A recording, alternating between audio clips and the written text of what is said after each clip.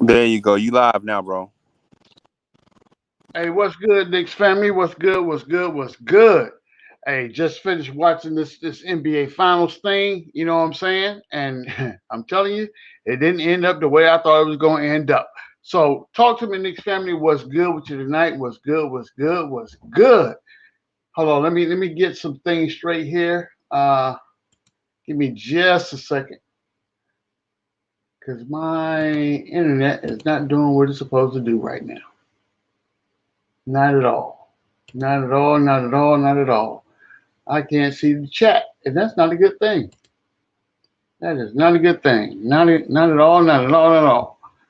So talk to me, Knicks family. What's good? What's good? What's good? What's good? Here we go. Here we go. All right. Let's see here. Let's see if we can get this working like it's supposed to. All right. There we go. There we go. Now I can see some things. Jeremy, what's good? What's good? Chef, my man, what's good? What's good? What's good? You know what I'm saying? Oh, we got a lot to talk about. Yo, Elvis is in the building. What's good, yo, Elvis? What's good? What's good? What's good?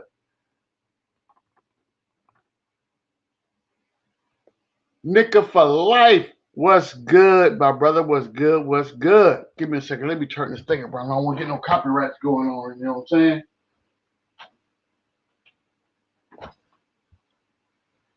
Oh, here we go. Here we go. Here we go.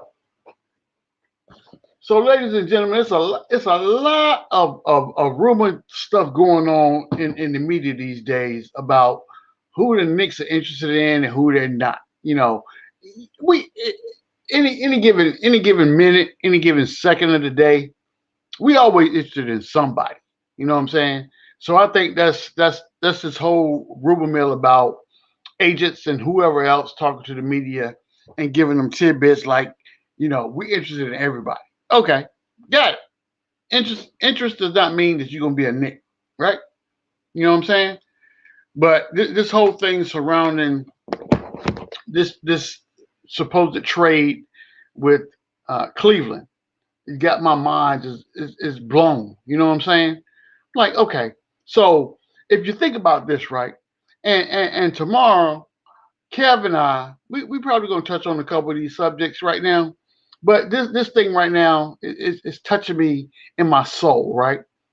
When have we ever, when have we ever sat down and heard that the New York Knicks let who they were interested in slip and get it out to the media and then have people chime in? Really? That's what we're doing right now, Knicks fans? And we buying into this? Stop playing with me right now. Stop it, stop it, stop it, stop it, stop it. That's not how we living. That's not how we living, brothers and sisters. That's not it. Don't subscribe to the madness. I'm telling you right now. Stay true to what you believe and trust our front office. That's all I gotta say. At the end of the day, that's what it boils down to. You know what I'm saying? Hey, give me your thoughts. Give me your thoughts, ladies and gentlemen. Give me your thoughts. What do you think about this whole? Hey, real king, I see you. I see you. I see you. I see you. Salute, salute, salute, salute. Cuts and kicks and nicks, my brethren. Salute, salute, salute, salute. Hey, give me your thoughts on this whole trade prospect and how you think that the mainstream media is trying to manipulate Knicks fans and what we should be what we should be thinking about and what we should be doing right now. Give me your thoughts. Give me your thoughts. Give me your thoughts. Give me your thoughts. You know what I'm saying? Hey, Will, I'm with you. We cannot be attached to any players. I'm telling you. You guys know that my guy, my dude, my mellow is no other than one Obi Toppin. But I'm telling you right now, if somebody presents a package to me that's going to better our basketball team long term, hey, Obi, I love you, brother. But you know what? You got to go. I'm just saying. I'm just saying. It's that simple. But don't get it twisted. At the same time, I'm not entertaining just some simplistic trade that we don't. It's not going to benefit us in the long run. Why do that? Nigga for Life said I would listen to a Sexton trade.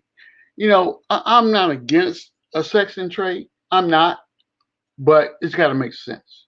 You know what I'm saying? And at the same time, you got to ask this question, right? Now, maybe Sexton is that dude that you can offer up to get some assets in to start your rebuild. Maybe that's what it is. I don't know. But anytime you are willing to trade a 24-point bucket getter a game, I got to scratch my head and be like, okay, first of all, why? For what? You know what I'm saying? What's the reason? What's the rationale behind what you got going on? I'm just asking the question, Knicks fans. You know what I'm saying? And if you're a basketball fan, you got to ask the same question. Now, think about this. If it was your money you're spending, are you just going to take that at face value and think that everything that you're telling me is on board, up and coming? Come on now. Stop, Craig. Stop. Don't play with me like that. I don't understand. I do not understand. Jay Boogie is in the building. Jay Boogie, my man, my mellow. What's good? What's good? What's good? Hey, Chef NYK says Cavs are a real organization. Hey, brother, you get no arguments from me there. None whatsoever. None whatsoever. And that right there gives me even more pause to say, okay, you don't have a good track record in making sound deals. You know what I'm saying? So what is it that you're looking to gain out of this whole Sexton trade or the potential Sexton trade? And then you got to think at the same time, is Sexton a good fit for your locker room? That right there, again, that gives me the reason to pause. Because, if your dude is causing disruption in the locker room, you don't need that problem. Especially when you're trying to put together a franchise and continue to build on success from last year. I'm just saying. Yeah, correct me if I'm wrong, Knicks fans. Let me know. I may be talking out of turn. I may be out of pocket right now. You know what I'm saying? When you get to be my age, you could potentially be just stuck in your ways. You know what I'm saying? All I'm saying right now is that Sexton deal. You got to give me a little bit more meat. You know what I'm saying? I I'm just not feeling it right now. You understand what I'm saying? You understand? I'm not feeling it right now. I don't have that feeling that you are negotiating in good faith. That's just me. That's where I'm at with it. That's where I'm at with it. But there may be some out there that says, "Hey, old man, you may be crazy at this point." You know what I'm saying? And I may be. But I'm telling you right now, if I'm spending the money and I'm protecting my locker room, I'm not feeling that Sexton trade. I'm just saying, I'm not. And again, maybe that's just me, but that's how I feel, and it is what it is. So talk to me, chat. Let me know what's going on. What's real? What's real? What's real? What's real? Tibbs loves alpha point guard, so I see why he would want Sexton. Cuts, Kicks, and Knicks, I can understand that. I can understand that point of view. I can understand that. But at the same time, just because that's how he feels doesn't necessarily mean that's a good fit for the team. That's all I'm saying. That is all I'm saying. But, I just watch Jay Boogie. Boy, look, Jay Boogie is reading my mind right now. Jay Boogie is reading my mind. I watched Chris Middleton just a few minutes ago, and I'm looking at him like, oh my goodness, what is really happening right now? Chris Middleton is out here playing outside of his mind. Now, if somebody called you right now and said, we want to give you Chris Middleton, what would you say? And this is what we do as basketball fans, right? We base our opinion on our last known view of what a player has done, right? That's why we're entertaining this Sexton deal.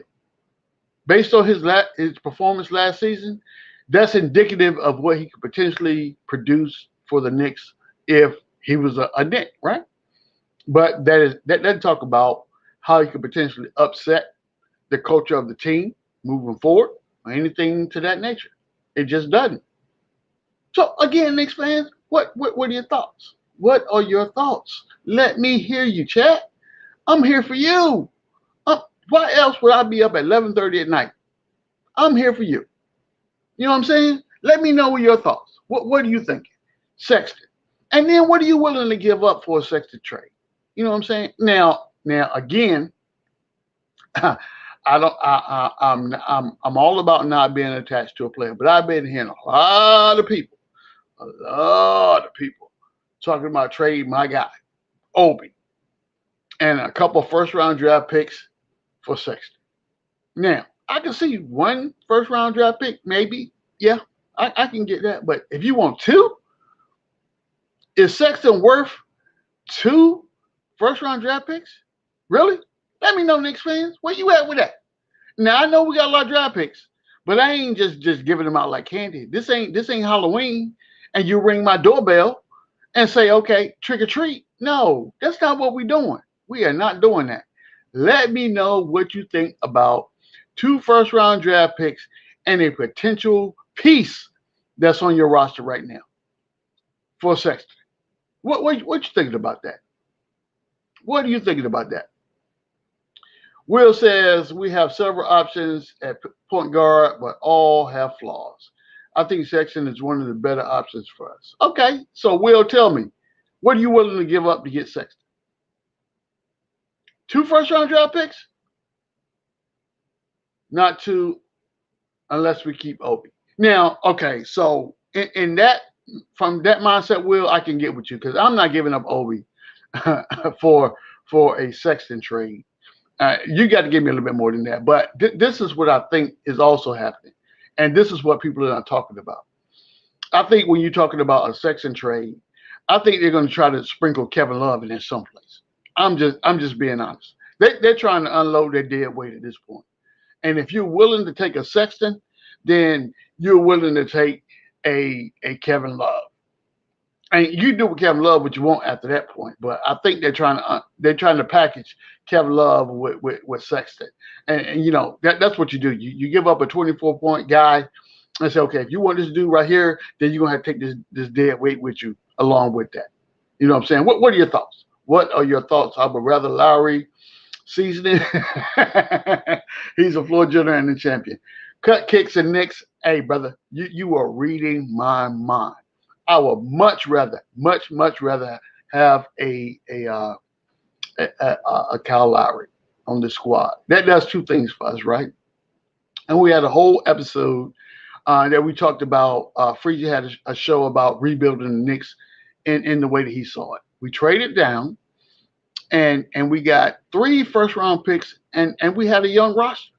But we also said during that whole thing that we wanted to make sure that we had a serviceable point guard that franchise point guard that we just drafted could learn from.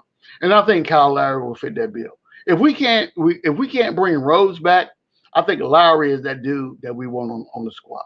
Correct me if I'm wrong. You guys may disagree, but let me know. If we take Love, I want that 3rd pick. You know what? Cut gets the Knicks. I'm gonna need a little bit more than that. If we gotta take Love, I'm gonna need more than that. I'm gonna need more than that. I'm not giving up 2 first-round draft picks for Sexton. I'm just not.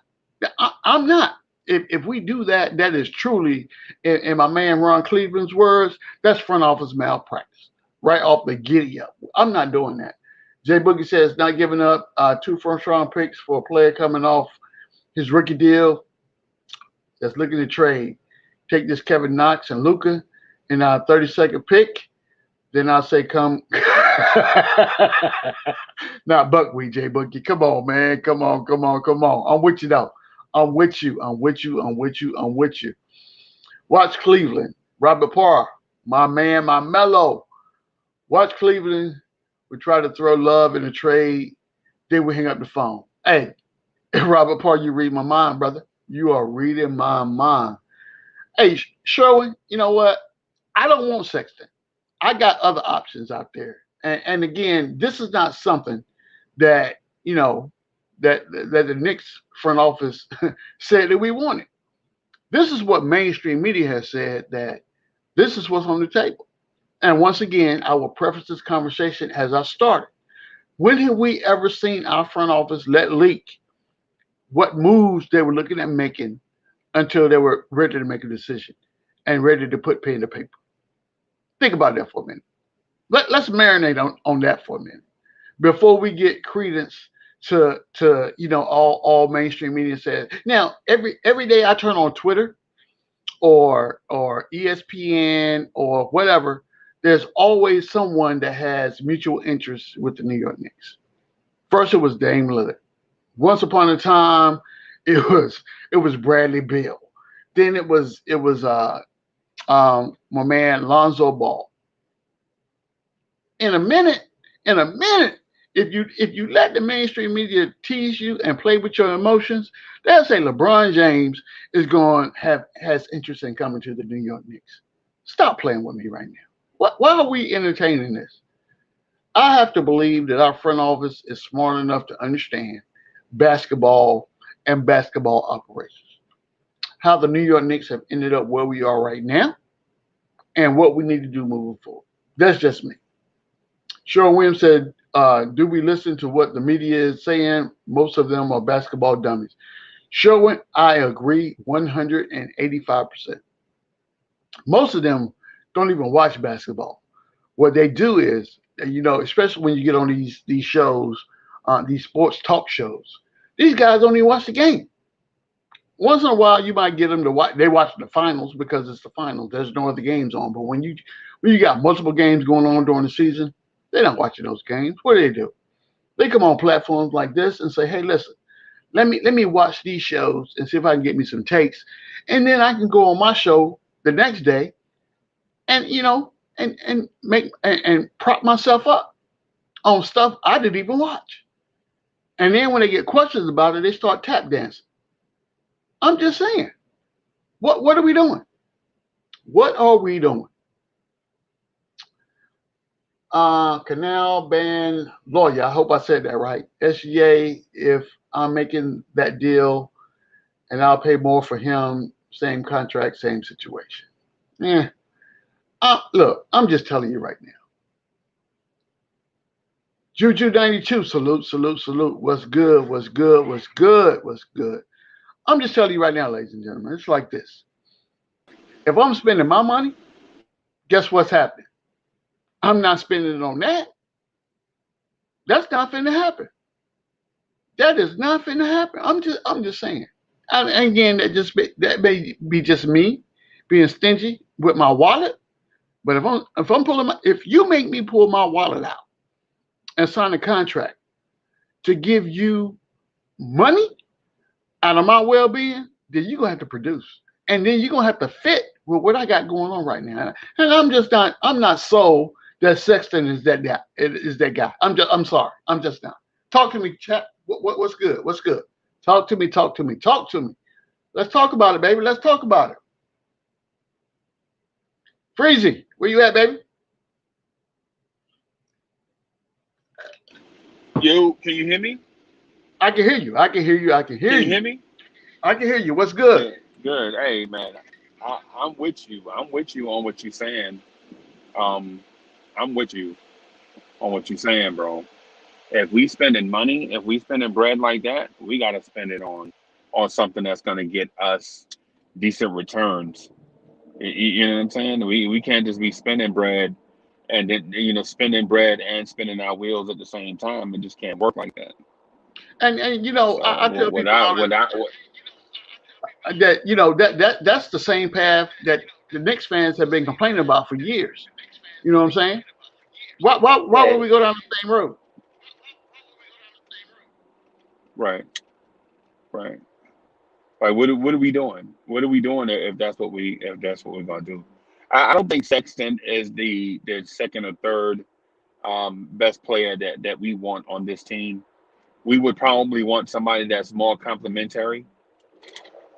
You know what I'm saying? Somebody that's gonna be more of a I can play with RJ and Julius. Hmm. Not I'm coming in to establish myself. You know what I'm saying? And Julius Randle might take the back seat. I don't know if that's the way I want to go. You I know. agree 110%. And I think that, before, and this is what people got to understand as well, right? Before any of these deals are made, we got to sit down with Julius Randle and have a conversation and make sure that he's going to be okay Right. with who we're bringing in, and then what role he's going to play on the team after we bring this dude in. You know what I'm saying? Right. Right. Right. Because the ultimate question is this. This is what it boils down to. Are you bringing in Collin Sexton to be the number one guy? Because if you are, then how does that impact R.J. Barrett's future and Julius Randle's future with the team? If you bring in Agreed. Collin Sexton to be the number one guy, Agreed. And I don't you think know, can they all play together? I don't think so. I don't think so. I think that Carl Sexton has, I won't call it a hidden agenda, but I don't think that he's not that team guy that we need to kind of have these guys gel together. Right. He doesn't strike me as that. Right. And what position does he play? Is he an undersized two guard, or is he a point guard that didn't get a chance to develop? And so most people will say undersized two at this point because he played alongside Darius Garland. But Hmm. but my ultimate thing is the Knicks weren't in need of a shooting guard because I feel like most Knicks fans are satisfied with RJ Barrett and Emmanuel Quickly. I agree. I mean, I agree. so do you bring in Collin Sexton to add to that mix and then avoid the point guard position? I don't know. It's a lot of questions to be answered in a Collin Sexton conversation.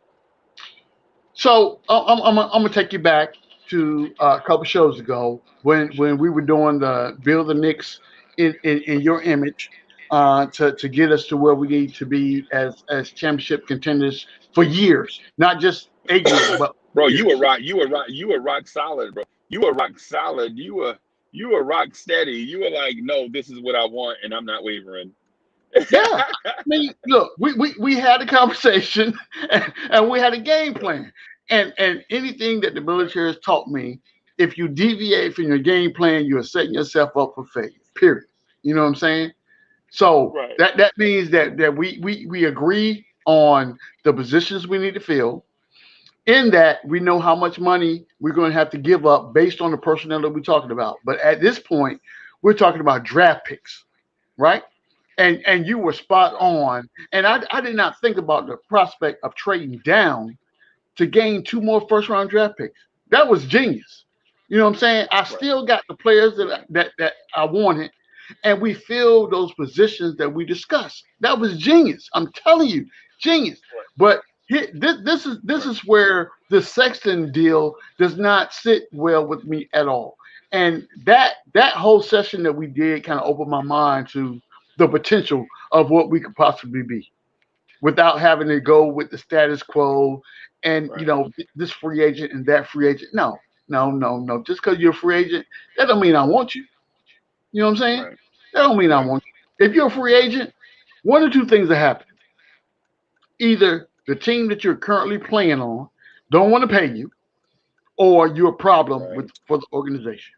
One of those two. Because if you, I have not seen a team yet that will say, okay, check this out. I'm gonna call Atlanta and be like, hey, Atlanta, check this out. I got Uncle Freezy here, and he probably we're not looking to re-sign him, but if you would go ahead and we could talk about a trade man deal, maybe a third team, just let me know what it is that you need. I could probably give you a break on his contract or whatever the case may be, and let's do that. And but you don't know none of this happened. You on vacation. You in the Cayman Islands. You and Miss Mocha in the Cayman Islands chilling right now. You know what I'm saying? Y'all living your best life. And then all of a sudden you get a tweet Right. from Cornerstone, and Cornerstone like, Uncle Freezy, do you know the Knicks trying to shop you, bruh? And then we got a whole other set of problems. I'm Right. just Right. we don't need that. Right. No, I feel you. I feel you. Relationships matter, They and, do. and how you cultivate relationships matter. It's not just the relationship itself; it's the process of building them and maintaining them that's also important because Agreed. people have to see that. Like people like especially like people like us in the Knicks content creation space.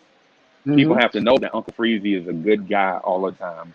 Like Yep. he gonna try to do right by you, Fact. and I try to do that. You know what I'm saying? Are we all perfect? No, but it is what it is. I'm with you. I'm with you, brother. I'm with you 110%. And I would tell all Knicks fans this right here, right? Don't buy in to every little sound bite and tidbit that you see in mainstream media. 'Cause all it is, that they're trying to get your blood pressure up. I'm telling you right now. That's what they're trying to do. Listen, I am all about building this team in a way that we're going to be competitive moving forward, but not at the cost of sacrificing our foundation. I'm not about that at all. I'm all about foundation. Now, if we can make moves that helps enhance that foundation that we have right now, foundation being our young core, yeah, let's talk. We can have a legit conversation about that. But don't miss me with all this madness, man. I'm telling you something right now. Just because you got a name that's known in the NBA circles, that don't mean I want you. Come on, miss me with all that. Let's be real. Let's be real for a second, Knicks fans. Talk to me, chat. What are we talking about right now? Right. Right. I feel you, bro.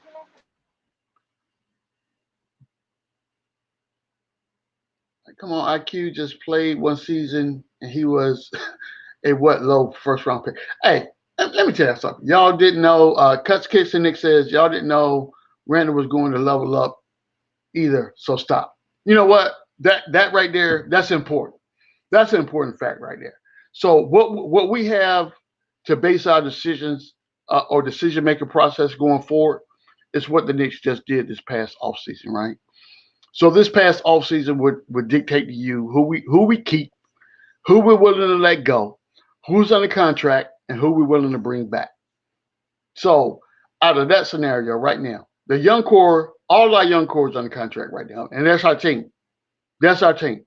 That was the essence of the show that we had a couple days ago. Hadouken, salute, salute, salute, my guys, salute. What's good? What's good? How What's you good, doing? man? I'm All chilling. is well, all is well, all is well. What's good with you? I'm chilling. Chilling. My internet was just bugging. I couldn't do anything. Had to restart it. I've been having some issues myself. Down here in Florida, we've been having this. This is the stormy season, right? So we get ready for hurricanes and everything else comes by. So, my internet is suspect from day to day. So you never know here. Yeah, it's like it's weird right now. Like the weather. It just got like it was fine yesterday, but now it's air conditioner again. Yeah, I feel That's you. just yeah. That's just what it is at right now. So I've been chatting with our audience here and just talking about this whole Sexton deal in general. What are your thoughts on first of all, should we bring him here, and then second of all, what do you think the impact if we do will have on this roster? Okay, well never mind. Hadouken just fell off. Okay, well back to you, Knicks fans. So it's just it's you and me, just me and you. Ooh, baby. Oh, my bad, my bad. I lost myself for a minute there. I had a flashback. You know what I'm saying? But it's all good. Let's see. Afro. Here's why I think Sexton will be a good fit. He's a capable point guard, and his contract so does he move the needle crazy? No, but he gives us what we need at point guard scoring. At what cost, though? That's my question. At what cost? You know what I'm saying? Because quiet is kept.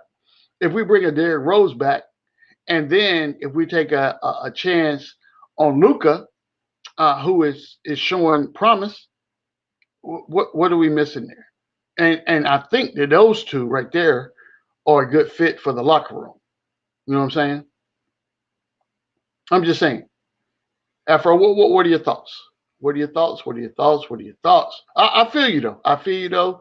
You know, it's easy to get enamored with these names, and then when you throw out a name, what you do then is you look at stats, right? But what I want you to do is before you just look at stats and say, yeah, that guy would be a good fit, go back and look at tape. Do what players do when they're scouting for the next game. Go back and look at tape. You know what I'm saying? Check the tape. Tape don't lie. Derek says, Sherman M, I hear his name a lot. Miles Bridges too. I guess you are not a Cooper fan. Feels like it would be Cooper Man or Butler for the Knicks. Yeah. You know, I tell you guys this. And then Afro says, again, he says, well, when you say all that, is no, we don't give Sexton a hit. If we don't resign Rose, we get Sexton, have Luca at backup, and even resign Frank at point guard. Okay, so there are a lot of options out there. But this is what I tell you guys, right? I reserve all opinions until after the draft. Once we are in the draft and we got who we're supposed to have in the draft, then we know what we need to do as far as free agents. We can't make these decisions without knowing who we're going to get in the draft. You can't. Let's put the cart before the horse, right? So you want whoever we pick up in free agency to help solidify the roster that we're currently trying to build. What's your thoughts, Freezy? I agree with you again. I agree with you again, man. I agree. I agree. I can't dispute it. I wish I could say something different. You know, I agree with you. Devon, what's good? What's good, my brother? Good morning. Good morning. Good evening, sir. Good evening, sir. How you doing? How you doing? Salute to the chat. Salute to Duke and salute Uncle Freezy. How y'all been? Good, It's man. all it's all good. We up here, just chopping it up with Knicks Nation. You know what I'm saying? And the primary conversation that I'm having right now is this whole minutia behind the whole Sexton interest and Knicks want to trade. I, I probably would not be so enamored with this conversation if someone did not throw Obi Toppin's name in the conversation, brother. I'm having a problem with that right now. I'm in my feelings right now, and, why? I don't and get why. I'm gonna tell you why. I'm gonna tell you why. We are taking. Well, we have the potential to say we're gonna trade someone that we picked in the draft at number 8 after 1 year to trade them to someone that we don't know really. You know what I'm saying? We I don't. feel you on that. We see what's in the papers and what the media says that's out there, but we don't know who this dude is. We don't know if he's going to be good for the locker room. We don't know if he's going to be a good fit to build upon the foundation in which we are trying to build. No, Now, I get that because I feel personally, I feel like on paper it's a no brainer.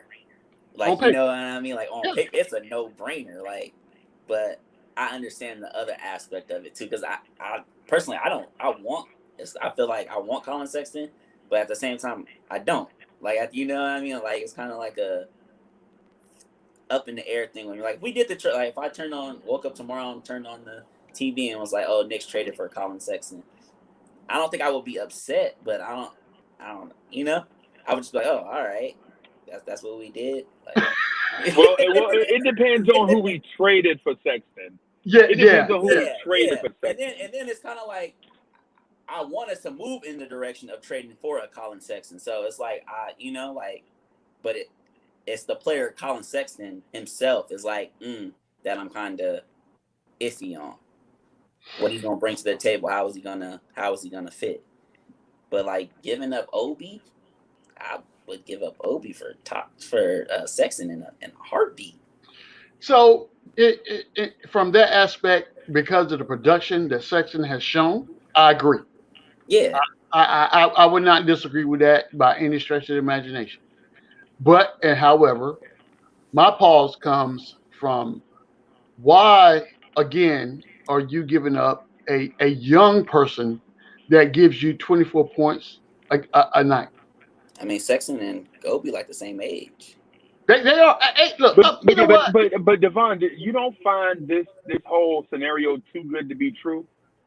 Nah, like I said, it kind of you know why it makes sense though because I think the Cavs don't want. I think the Cavs feel like they're gonna be stuck with. They're gonna have to draft whether Jalen Green or Evan Mobley. So they're gonna have a influx of players anyway. So they're really gonna have to get rid of Jared Allen or Sexton in the first place. I feel in general or Garland. So to take the person at number 3 that they're gonna put into their role, they have to trade one of them players is gonna get traded.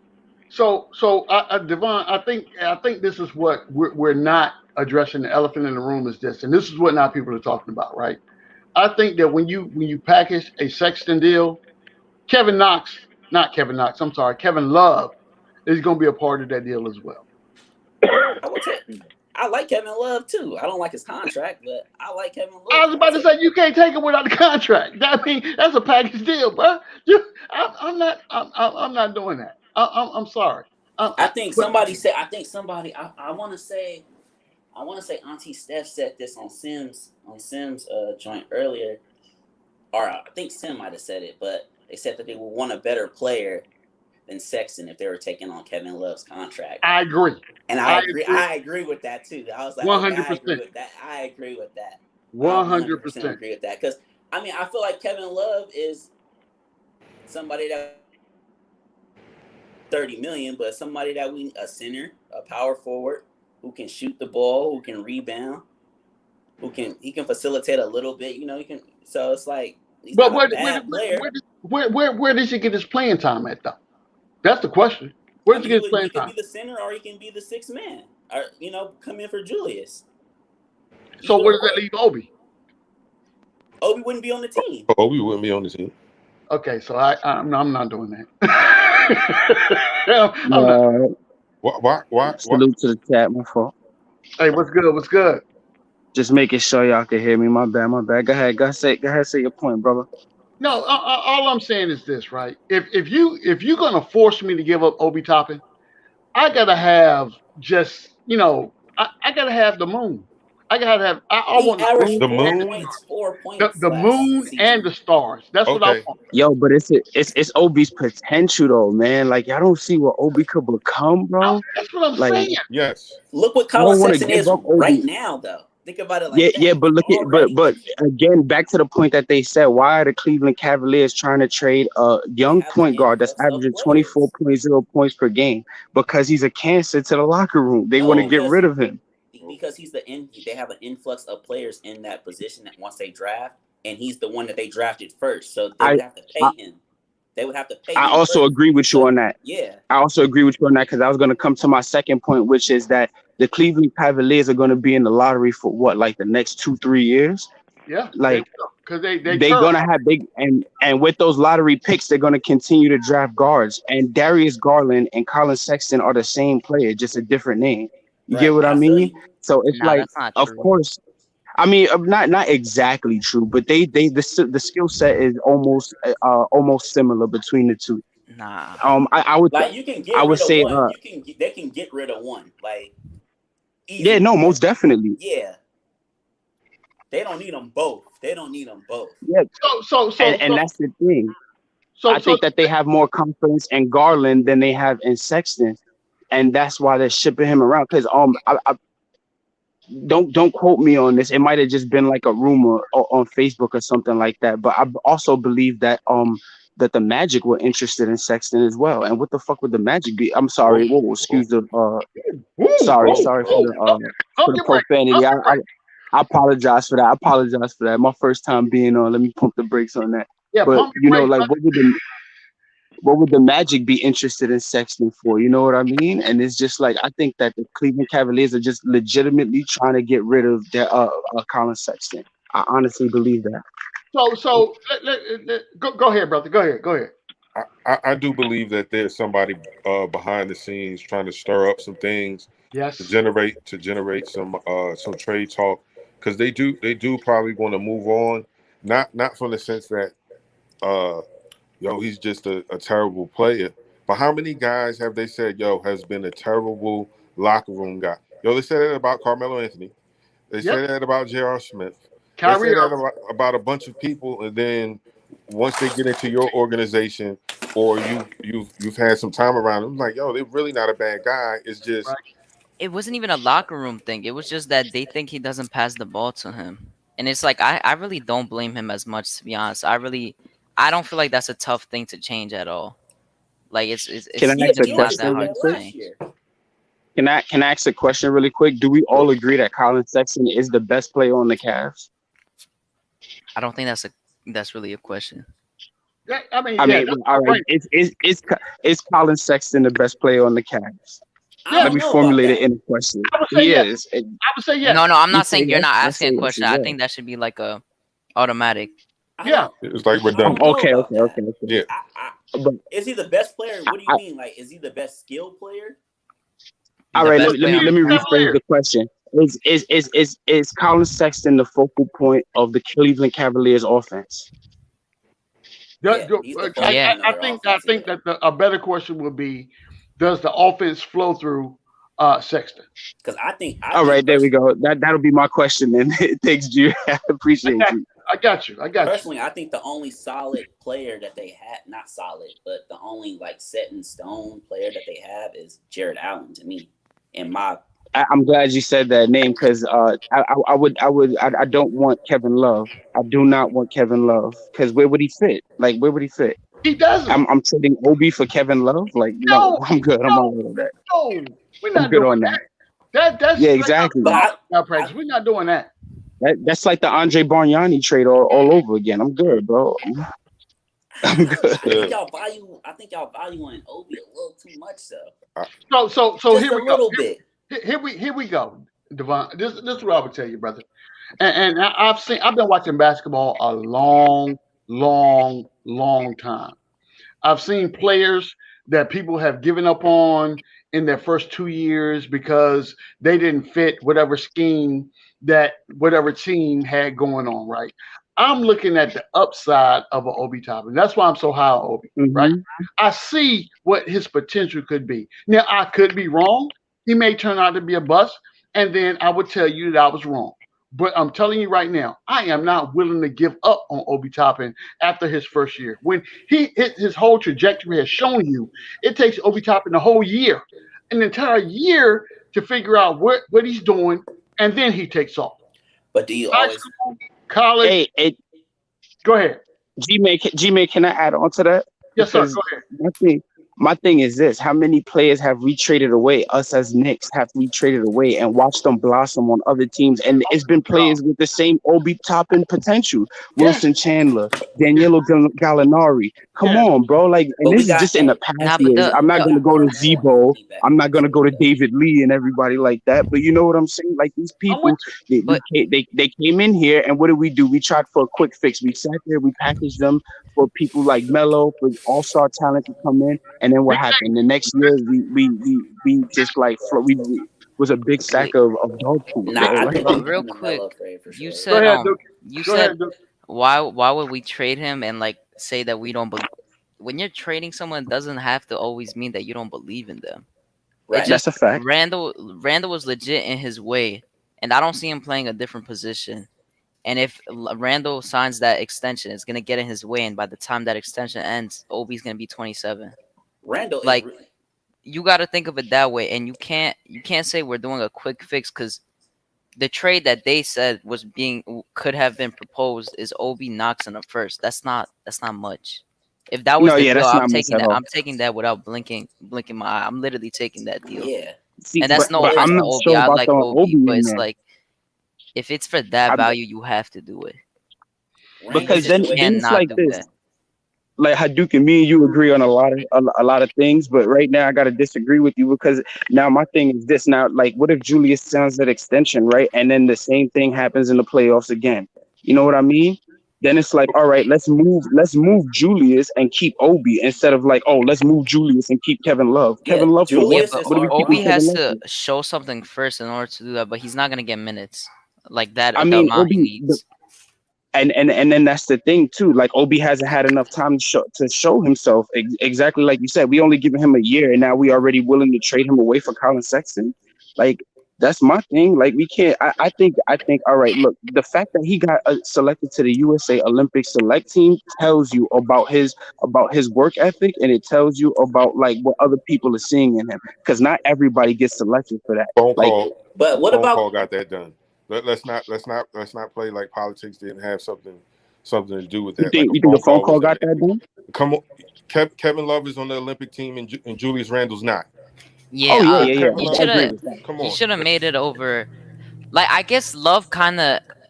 I see where they were trying to do it because he played yeah. in it before and he has experience. But then That like international experience, yeah, but guys like Drew Holiday, he could have made it over Drew Holiday, Jeremy Grant, yeah, like guys like that. Those are the guys like.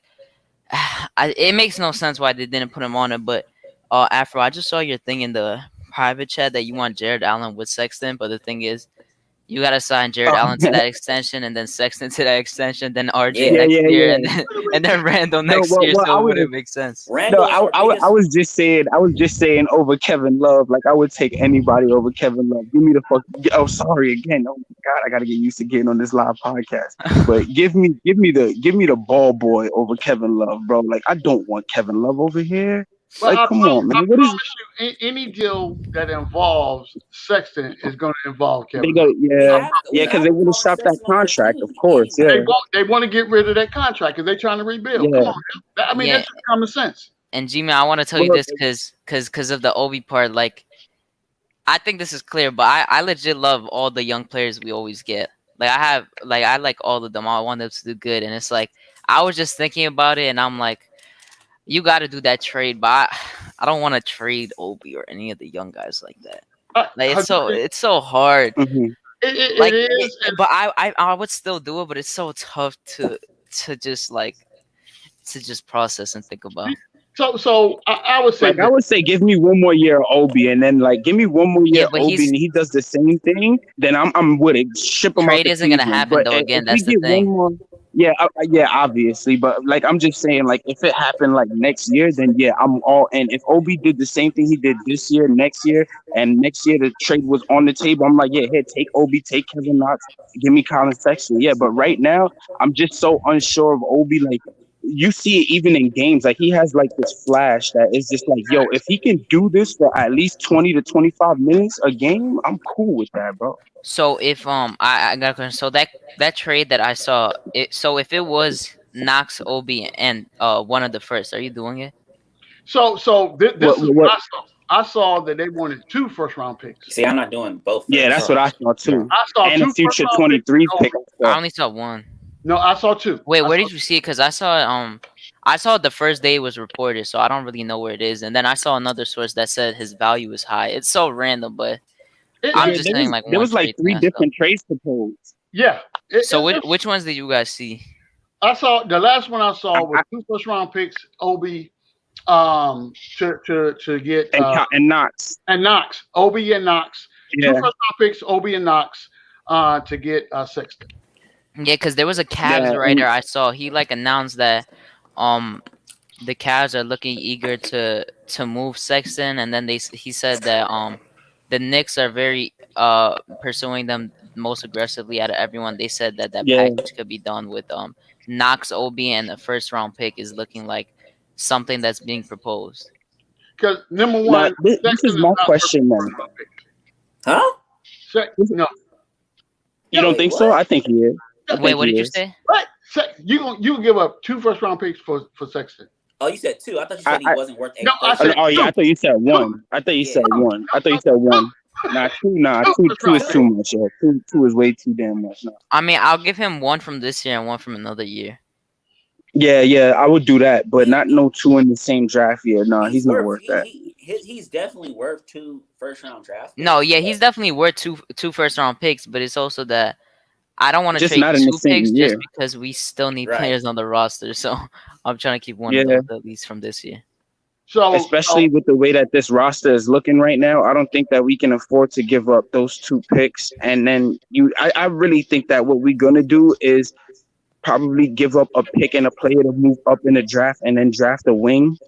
I hope that this does not happen, but I really think that Tom Thibodeau is going to sign back Derrick Rose and give Luka the bench role, and I really don't want that to happen. And I really feel like Frank is going to be back on this team, and he needs to be in China playing for the Shanghai Dragons ASAP. Like, I don't know. I don't Go ahead. like from watching Luka. I haven't really seen much, to be honest, besides the threes.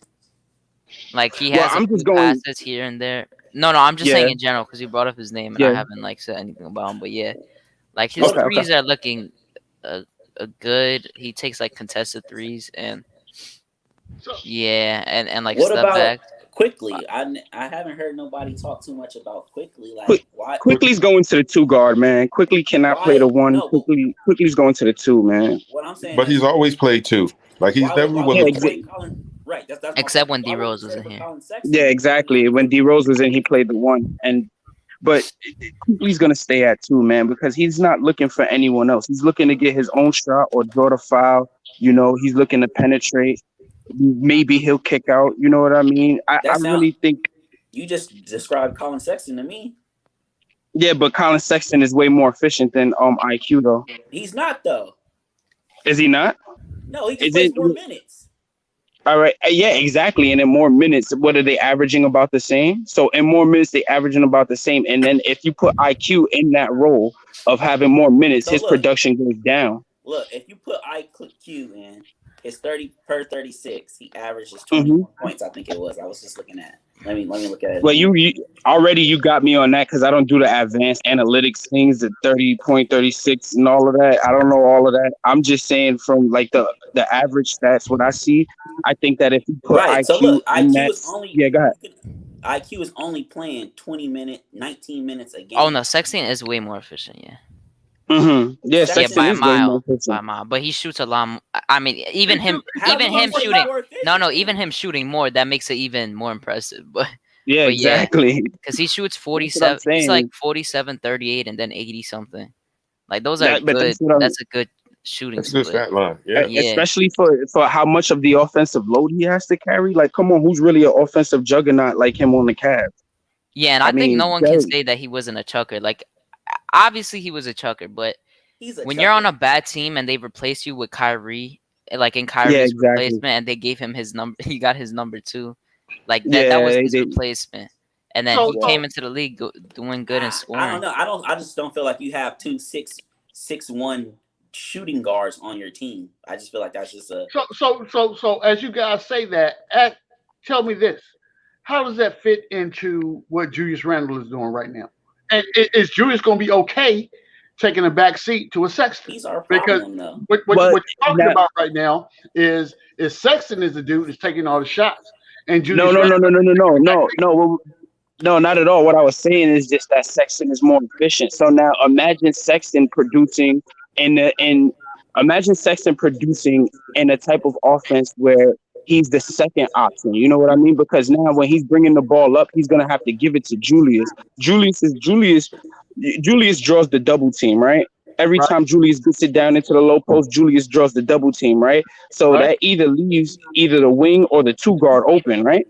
So now when you're playing rotation ball, you throw it to the wing. Now whoever's dealing the point guard has to come over to the wing. Don't forget that Collin Sexton has a reliable 3-pointer. So you can dish it back out to Collin for a reliable 3-pointer, or you can dish it back out to Collin Sexton to come drive in and then throw a lob to Mitch, or open it back up for Julius, or give that wing player some more space. Because now when he's driving in, the person who went to go guard the wing or the 2 has to come back in on the 1, right?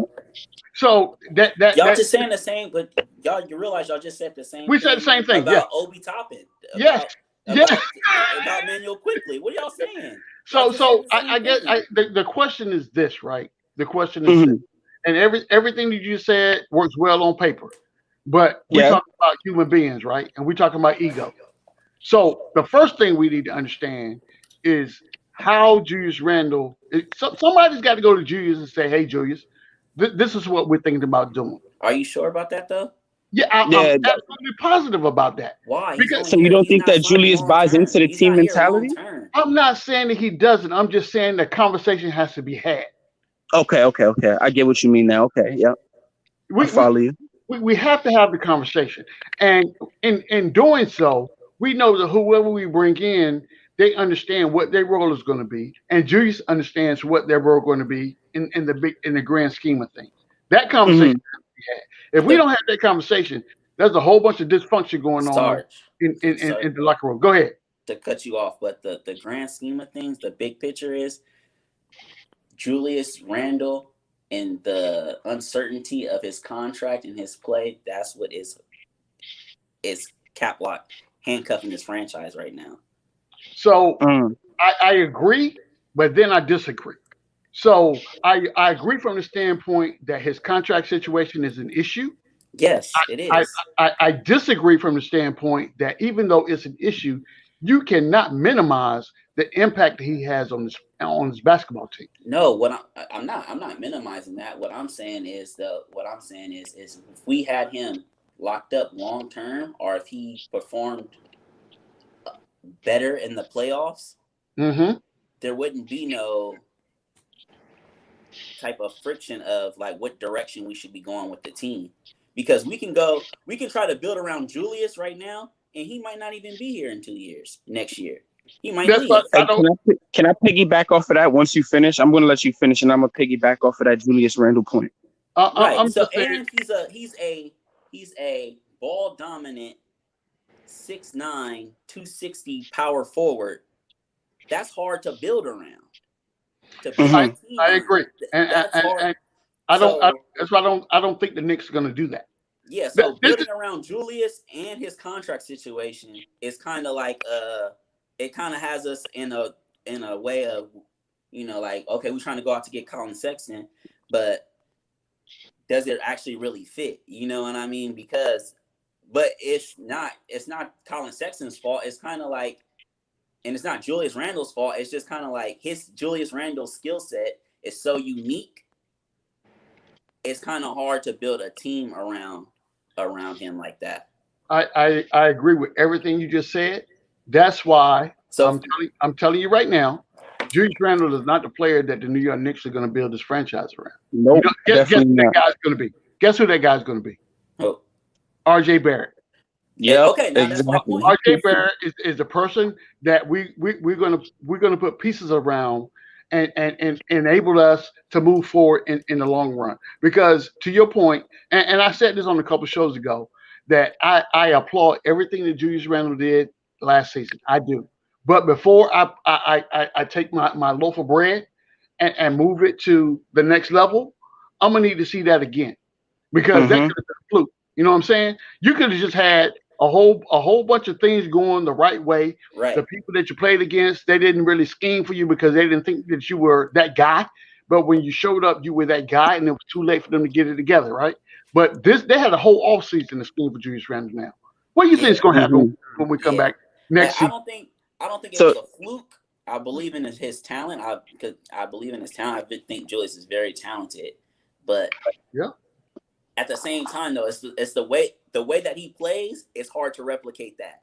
It is. It's hard to replicate that. So even in the playoffs, he was doing the same stuff that he always does, but it was hard to replicate. You know what I mean? It was hard. It got hard to replicate. You know what I mean? So, can I get in right now though? Because you just mentioned him in the playoffs, and that's exactly what I wanted to touch on. Now you see, this is the thing with Julius Randle.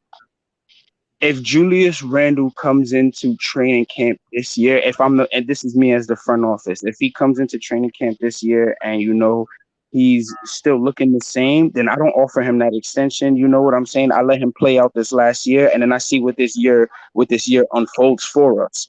Now, if he plays out this year and he does terribly, that's why I want to keep Obi Toppin, because then it's like, okay, now you played this year, you went terribly. Is he off the books this year? I'm sorry, I'm not big on contracts. I got to Yeah, start getting into contracts when I'm Cool, talking to you guys. cool, But cool. he's off this year, right? Julius. Yeah, Julius, Julius. Yeah, this, after this year, this is is he off last the year. books if he doesn't sign an This is last extension? year. This yeah. is last year. That's why Okay, so they want to do that whole team friendly deal. and then now if this is Obi's second year, right? He has one more year on his contract. That's a team option, right? Or am I wrong? I think two. But This yeah, is you're on the right. two. Oh, he has This- 2 more years, but one of those is a team option, right? Right.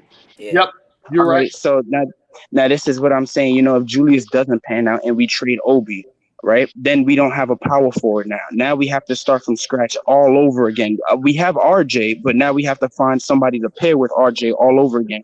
We get Collin Sexton, and that's cool. That's a dynamic duo right there. But then we still lack at that power forward position.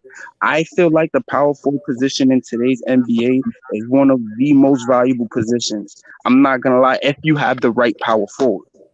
Now, But Julius, in his case, Julius is one of those power forwards, like you guys said, his skill set is unique. But then in the playoffs, they came and they cut off everything that he could do. We witnessed it. They cut off everything that he can do.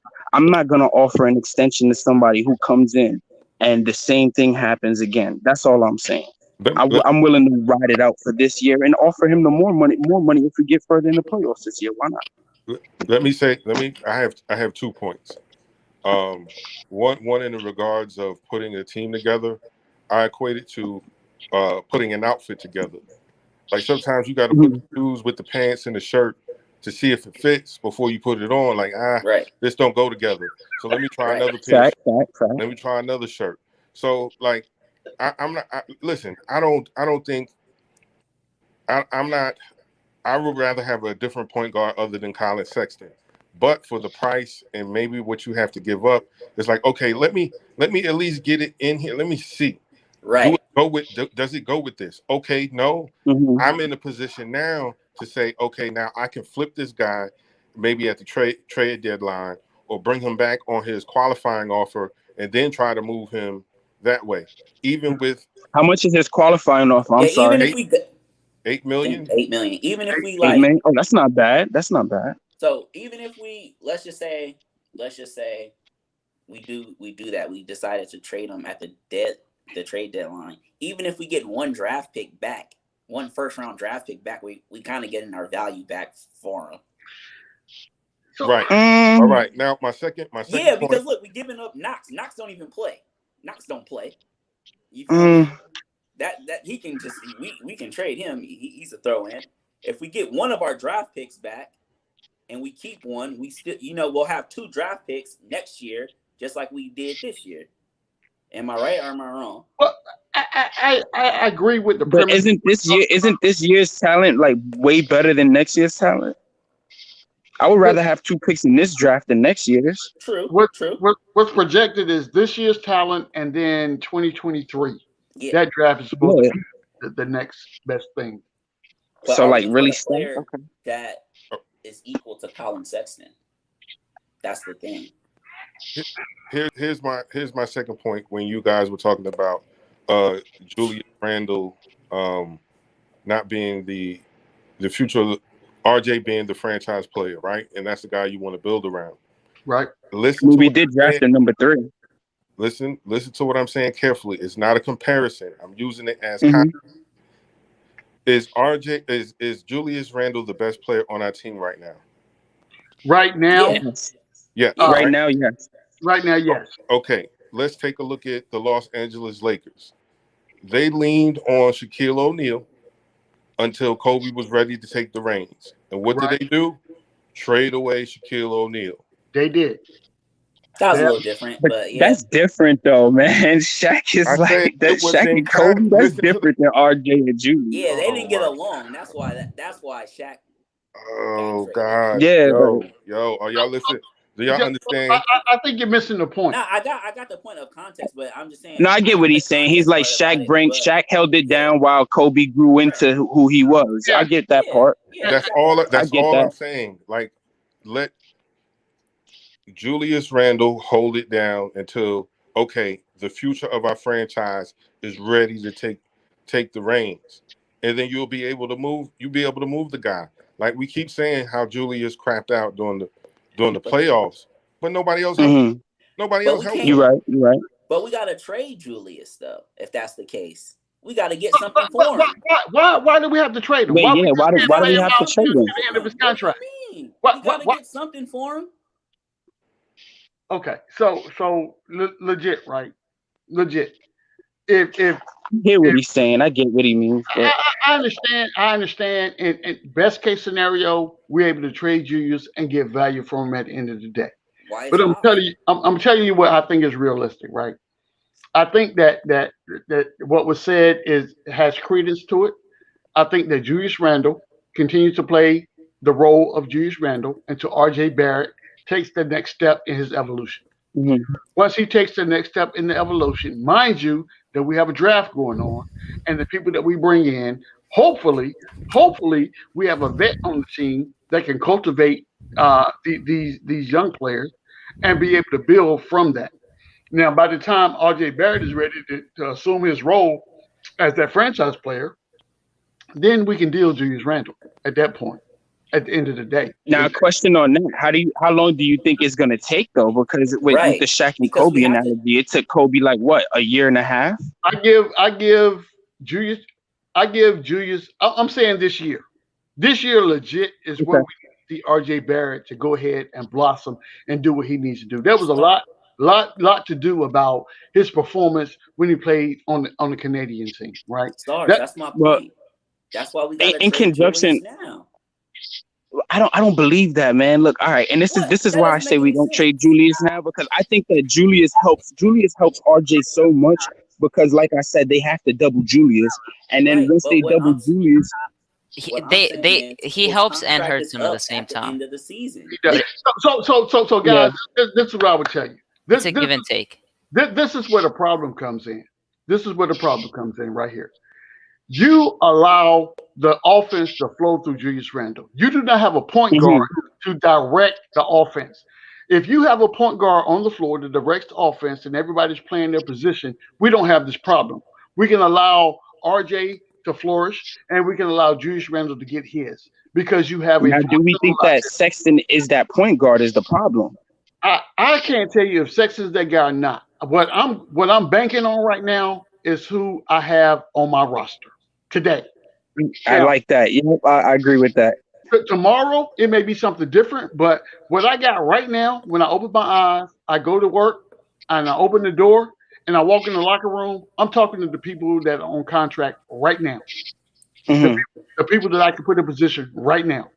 And in that way, I can tell Julius Randle, hey, Julius, check this out. This is what we're doing, right? Right now, I'm going to have Luka bring the ball up the court and we can design plays for you, depending on whether you're getting double or not. RJ, I need for you to post up here or whatever the case may be, and then we go from there, and we see how that works out. Now, as people come on board, then we can implement them in that game plan. But we have to have a game plan first and foremost. Right. So I feel like what's the game plan moving forward with Julius? We have to figure that out because The game plan with Julius is this: Julius will not be the point forward, point blank. Yeah, That exactly. Yeah. that is not what we need him to be at all. Can I ask a quick question? Yes. Was he like the primary or secondary ball handler on the Lakers? I didn't watch much of him on the Lakers. I No, watched him in the not at all. Pelicans. He wasn't. No, Yeah, he no, was like no, off the ball, right? no, yes, no. Yeah. Lakers or the Pelicans. Julius, man. Okay. Yeah, that's what I'm saying. So he got to the Knicks and we put him in that point forward position. No. I'm gonna tell you what happened. Because if you look Okay. at not last year, but year before that, Julius Randle Mhm. sucked. The Oh New yeah. York Knicks fans wanted to have Julius Randle on the next thing smoking up out of here, which is why they drafted Obi Toppin at the number 8 position. I just want to say I was one of the only people that wanted to keep Julius Randle because I already knew he was going to be a beast. But go ahead, continue. I don't. Go ahead. I don't. Go ahead, I Devon. just feel like I was depressed when he wasn't traded. Yeah, I'm just being honest. Hadouken, Yeah, I I'm being honest remember with seeing you. you on Blorange Tears, just like, why is Julius I not had to traded say it yet? with a Why are straight we face. still I on had to him? say. Duke, don't sugarcoat it. Tell me how you really feel, brother. Yeah, bro. I was pissed, bro. You don't gotta tell That's me about it. it's like, are we gonna build like his contract is up this season? Right? So we can't let the trade deadline go on past without either trading Julius or know that we're gonna sign him for a long period of time. So what you're telling me right now is this: before the trade deadline, the New York Knicks need to sign Julius Randle for a long-term contract. That's what I just heard. I think. Correct me if I'm wrong. That's not what I'm saying. I'm saying we should trade him, but we have to make a decision on that. Yes, before the trade deadline. Yes. Well, I would tell you right now they're not trading Julius Randle. Well, That's not going to happen. So then he's here for the long term. Then no, he's here for at least another 3 years. Well, I would agree with that. I would agree with. This is what I think is going to happen with Julius Randle. I think with Julius Randle, what we do is we sign him to a 3-year deal, with the third year being a team up. I think that's what we're taking that. Well, so that's his choice. That's his choice. But you know what? I think I'm coming. I think I'm coming to one of those epiphany moments, and you know what? We're gonna have to trade Obi, no matter what. No matter what, we have to trade Obi, because if we give Julius Randle the extension, you know, then Obi is playing garbage minutes, and he's not getting a chance to shine. And then it's like we're gonna trade him anyway because he's just sitting on the bench collecting dust, and then he's gonna go to another team and shine, and we're gonna get back basically nothing. Or we trade Obi now and get something for him. Like I came on here and I was saying that I want to keep Obi. I'm just as I'm listening to everybody else's points, it's really starting to dawn on me that either Obi or Julius has to go, and most likely it's gonna be Obi. Just because with Julius, we already know what he is. With Obi, he's kind of a question mark. And yeah, G-Man, I'm with you. I see your face. You're like, no. But like, I'm with you, bro. Because it's like, yo, Obi could be something special. He could be something crazy. But then again, it's always that could. And then it's like, we know exactly what Randle is. So let me put this in your kit bag. And this is one thing you're not thinking about, right? Mm-hmm. Who drafted Obi Toppin? Our current front office definitely drafted him, but still, that doesn't mean anything, though. Contraire, mon frere, I'm telling you right now, when these guys draft players, they want the opportunity for these players to be succcessful, and they are not. They are not. Well, all right, and now to that point, goddamn, that wasn't bad. That wasn't bad. You're good. Just no. All right. Oh Lord, man, I'm from New York, man. Every other sentence is a curse word. G-Man, did you think cities $10 before? Yeah, I'm gonna have to get a curse jar. You know what I'm saying? Look, listen, this is what we're gonna do, right? So for every time someone has a bad word that they said they shouldn't say, I'm gonna need at least a $2 super chat. You know what I'm saying? Well, I'm gonna put 100 in now, and then just run it up. The super chat.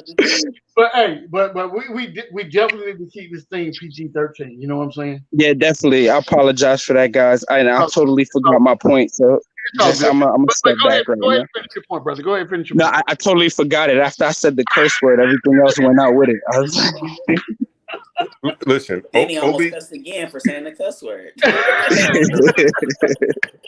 Obi, that's my donation to the jar.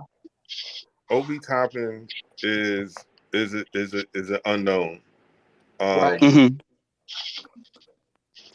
Will he be better in those minutes? If he got those minutes, maybe. Personally, I feel like the Obi pick was because Obi Toppin's agent is Leon Rose's son. Right. According to he is? I didn't even know that. Yes. Yeah. Okay. That makes sense too, but it was kind of like, who else we could have picked somebody else, but he was kind of like the best player on the board. Right. And that position because we thought Julius Randle was going to be garbage. That was the point that I was trying to get at. There we go, G-Man. That's what I was trying to get at. We drafted Obi because we thought Julius Randle was going to flop this year. That's why we drafted Obi. Right. Now that we see that, go ahead. Sorry, Knicks. Go ahead, do your thing, bro. like I watched Hebrew Raw Hebrew Remnants Mm-hmm. thing earlier today, and he made it, and he made a good point. Like I was like, wow, yeah, Cleveland did want either Okoro or Obi, Right. Mm-hmm. but you already got Kevin Love, so it makes sense to take Okoro, right? Right. Mm-hmm. And then you saw Obi just fall. No one was taking him, and as I saw that, I was like, yeah, we're going to take Obi Toppin. I Not thought the same necessarily, exact way. Yeah. not necessarily to replace, but like, okay, we're going to take him. This is my kids. This is my kid's client. I'll do him a solid, because to pretend as if nepotism and favoritism doesn't happen in this league Oh yeah. Oh is yeah, that's ridiculous. facts. Oh That's yeah, facts. that's facts. Of So course. So, City, really quick, can I ask you something? Do you believe that he was the best player on the board at 8, or do you believe that they took him just because Leon Rose's son is his agent? I think I think both. I don't think Okay. they reached for him. I don't think they reached for him. I'll say Right. they, that. they didn't have to reach All for him. right. All right. Yeah. I think that He fell to us. But I yeah. mean, But let's just say, wasn't there Bro, reports just that we were just like be willing to happy we trade didn't up? trade up for him. Be happy we let's didn't just trade say, Yeah, up for that's him what I was because gonna we really say. thinking of Wasn't trading there up to 5. reports that we were trying Yeah, to like trade up for Obi? Like, y'all yeah, don't they think wanted that to like trade up to he was 5. our guy? Yeah. They did They want wanted to trade up to 5. He was gonna be their I guy. mean, No, like if he didn't drop, they were probably gonna trade for him if it was the right price. I'm And just glad it didn't happen because they were talking about giving Mitch and someone right. and our yeah, pick that's a and dub. something else for the Cavs just for 3 so, spots. I so would go have ahead. walked across the bridge with that one. I Go ahead, Nick. think that pick hurt us because we could have had a point guard. Look at some of these teams with 3 guys. Like, We should have yo, we moved up wish for LaMelo. we could have gotten. So this is what I would tell us about revisionist history, right? Right. So revisionist history tells us that the pick that most Knicks fans wanted to have was Halliburton, and when we didn't pick Not Halliburton, me. Not I me. don't Yeah, really like him. I wasn't keen on Hallie. I wanted okay, LaMelo. That's it. Yeah, me too. Yeah, I get facts. All I it. wanted was LaMelo. I just wanted to LaMelo. create. I'm telling you right now. I keep mentioning this like once every month, but if we just traded for that number 2, our problems would have been solved, and we would have had Yo, RJ oh my Randall We and would have god. had no LaMelo. problem Just think trading. about Oh that. my god. You're gonna be sad thinking about that, but that's the sad truth. That was the time to move up in the draft for That was Yeah, the like perfect you see time. how everyone was talking about in the beginning for us to tank and whatever like that, and now they're saying trade everything away for that number 2 or 3. yeah. Well, Yeah. for a point guard, we could have been had that. That was our. That's on us. We had That's the not and we had the that's perfect not on team the to draft. trade with too. It was the perfect. It was the team that they didn't want him. Like, you know what I mean? Like, Mm-hmm. they didn't even pick him. Like, so So okay, so let me take a name out of the equation, right? Let's talk about the position. All right. We should have traded for we should have picked the point guard. Absolutely. yeah. But Okay. but again, we didn't know Julius Randle was going to be who Julius Randle was going to be, and for whatever reason, the front office figured that we needed to Oh my God! I'm just thinking, solidify. if we would have took LaMelo and we could have still drafted quickly. Yeah, that could have happened. That could have happened. What I'm saying is this: they felt like so somebody in the front office felt like that whoever signed off on the trade to bring Julius Randle from New Orleans to New York, they failed, and they needed to solidify or correct that mistake. Yeah. Hence, drafting Obi Toppin at number 8 instead Right. of drafting a point guard in which we desperately need Same still thing to like this day. same thing like in football, like the Cardinals, how they had Josh Rosen and they just got rid of him to the new coach wanted Yeah. Kyler Murray. Yeah. Move, get him out of here. I didn't draft him. I don't Yeah. want him. I want this dude right here. This Right. the guy I want right Mm. here. And that's what happened, right? So and this is what I say about Obi Toppin. And this is why whenever we bring up and again, I'm a loyal Obi Toppin guy, but I'm gonna put my loyalties aside. But I'm gonna bring it back. I'm gonna bring it back here real quick. The person that drafted Obi Toppin wants to see Obi Toppin have a chance to succeed in the NBA. Why? Because that's his namesake. right now. That's the guy that I stood up in the war room and said, I want this guy because this guy can be this for this team. Now, what the team has to do is figure out how to give Obi minutes to prove that he's worth the number 8 draft pick in last year's draft. That's Now, what G, if they also package Obi for a superstar player back, does that not also solidify, rectify his mistake?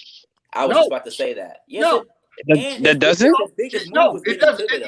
I'm gonna tell you what it does. The only thing that does, it says that the person that I drafted has enough value to be able to bring a superstar in here to help us do whatever it is that we're trying to do. That does not mean that I was smart in drafting Obi Toppin at number 8. I mean, who else would you take at number 8 then? All right, let's say that the draft is here. We are on the clock at number 8, right? Instead of Obi Toppin, who would you take? I would have taken Halliburton. That's who I would have taken. Okay. I'm telling you right now, that's who I would have taken. Well, the way he's panned out, yeah, I would have taken him too. But not knowing how he was going to pan out, you would still take him? Not even knowing that, I know I have a need at point guard. Our need has always been point guard. Yeah, he's a 2. I mean, all right, I get what you're saying because you want to fill the void of what we've been missing for the past 15, 20 years. I get that. Yes. But now what I'm saying is that now what if this Obi trade gets us to fill that gap with a superstar player now? Does that not rectify the mistake? I would say that it gets us closer to where we want to be.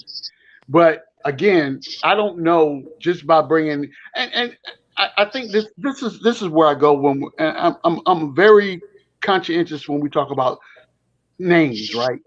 When we talk about superstars. Just because you're a superstar doesn't mean you can come in here and be successful.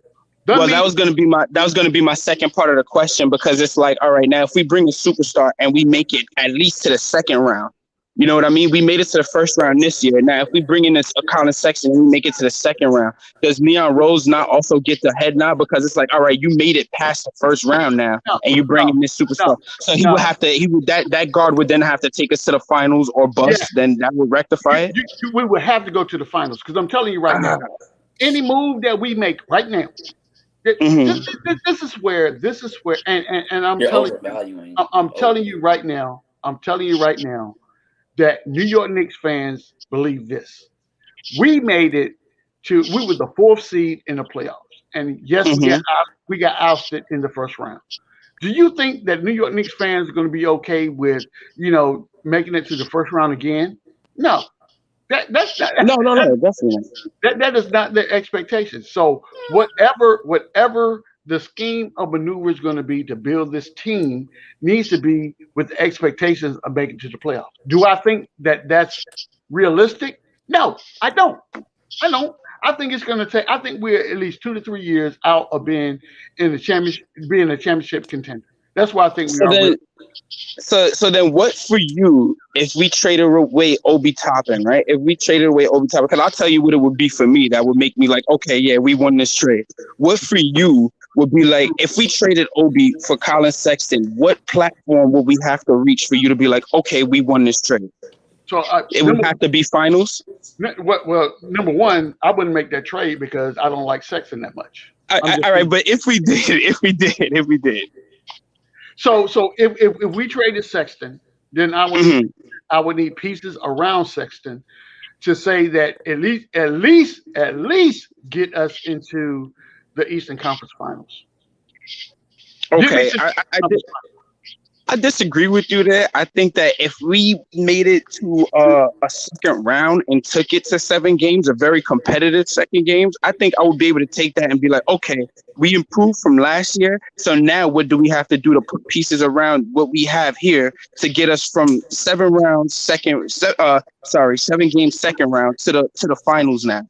See, I don't think that we just in one whole offseason, we like, all right, let's put together a beast team now and we going straight to the finals. Like, you know what I mean? To play devil's advocate though, really quick, I'm not a Knicks fan that thought we were going to make the playoffs last year at all.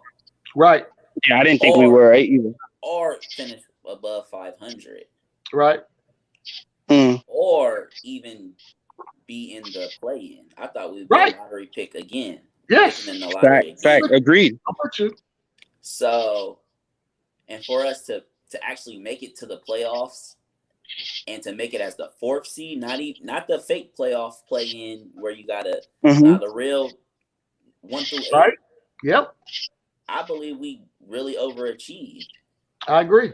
So for us to repeat that, I think that's like the goal right there. I don't think we should be looking too far ahead because of the state of our team right now.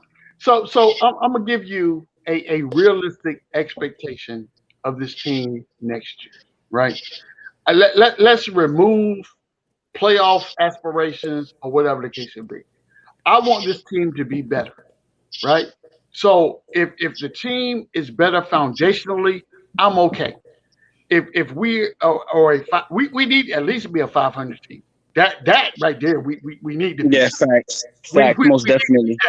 But playoffs, remove playoffs from the equation. So I think that we overachieved what any expectations people had for us in the previous years, which is great. But there's also that's a pitfall, right?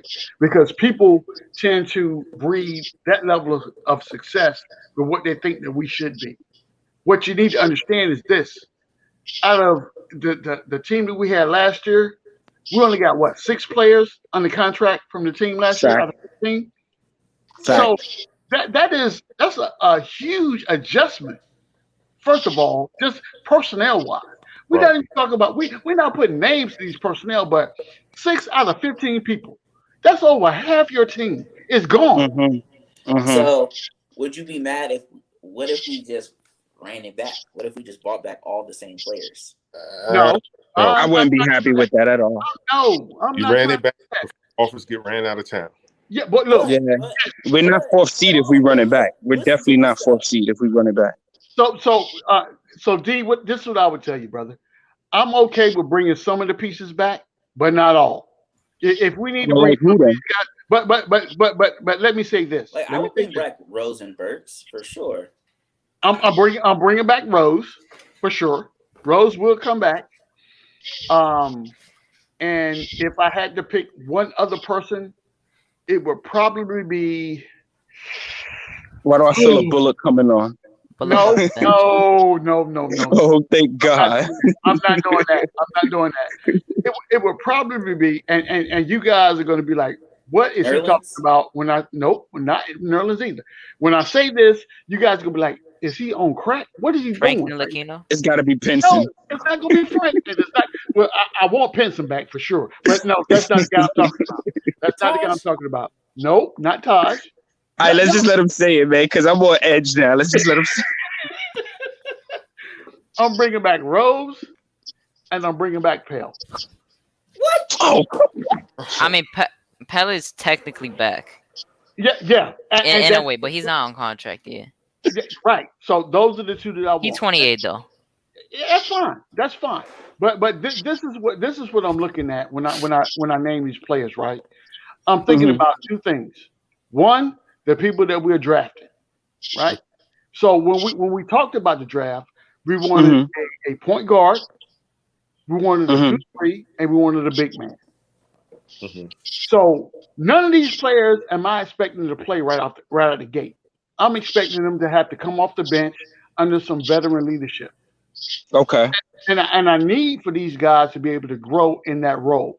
Now, you may look at Pell and say, well, Pell is not the person that I want developing a young person at the 5 position. Well, I can tell you this.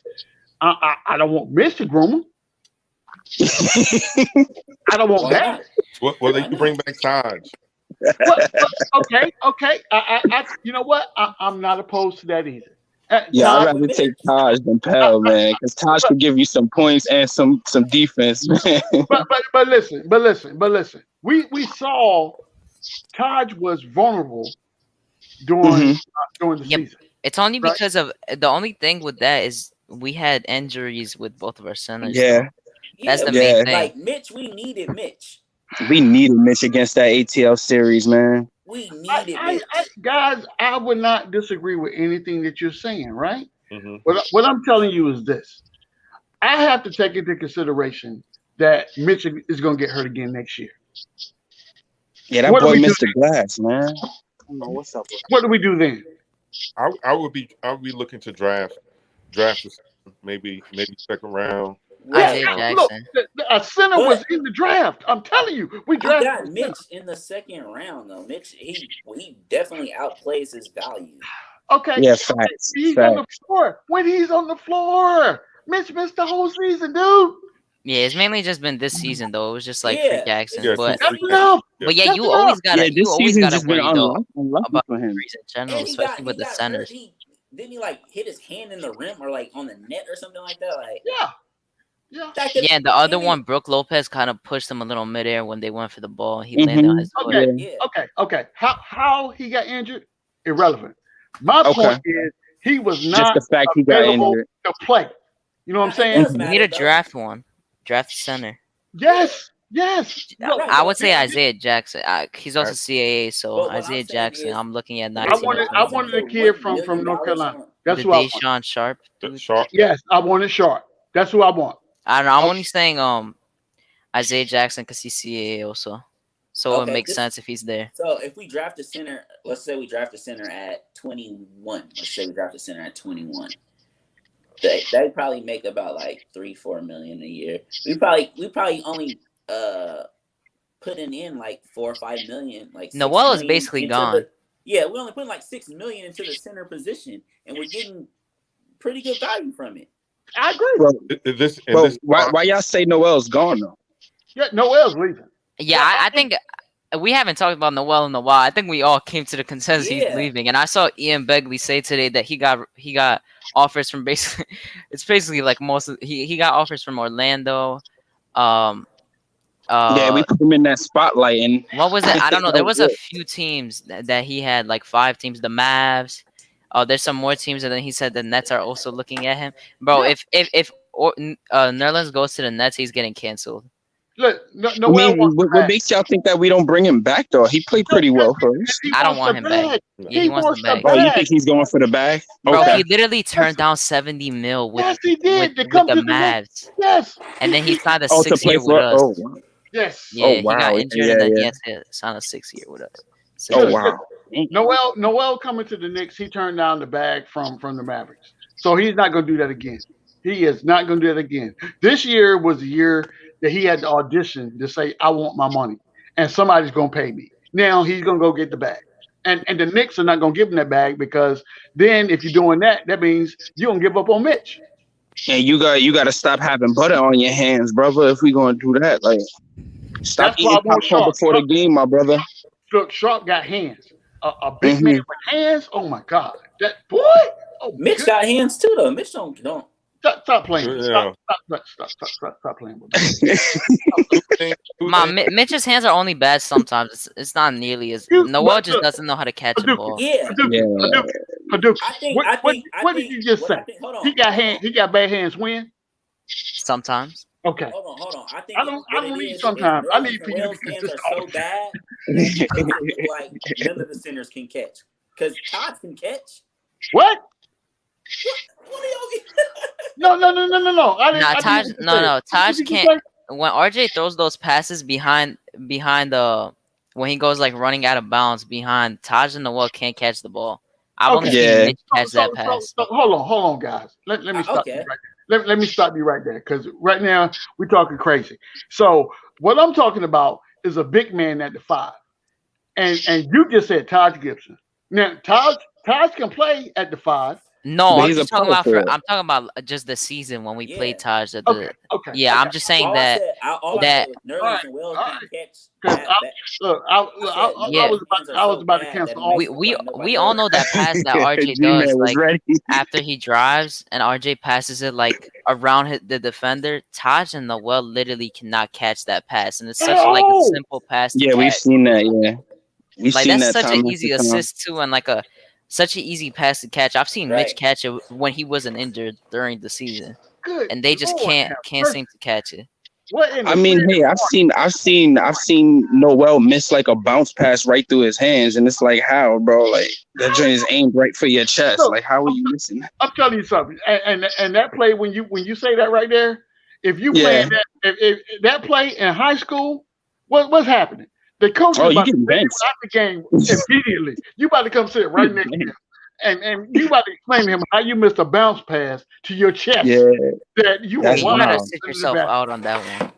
Yeah. Wide open under Sub the back. yourself Like out. I've seen it go right through Noel's legs, like right through his All right, Like, Noel's wingspan is like what, 6 feet, 7 feet wingspan. Yeah. So it's 7 feet in front of him, and it goes past his arms, and he doesn't think to Man, like stop. at least let me close my legs so it doesn't Stop. go out of bounds.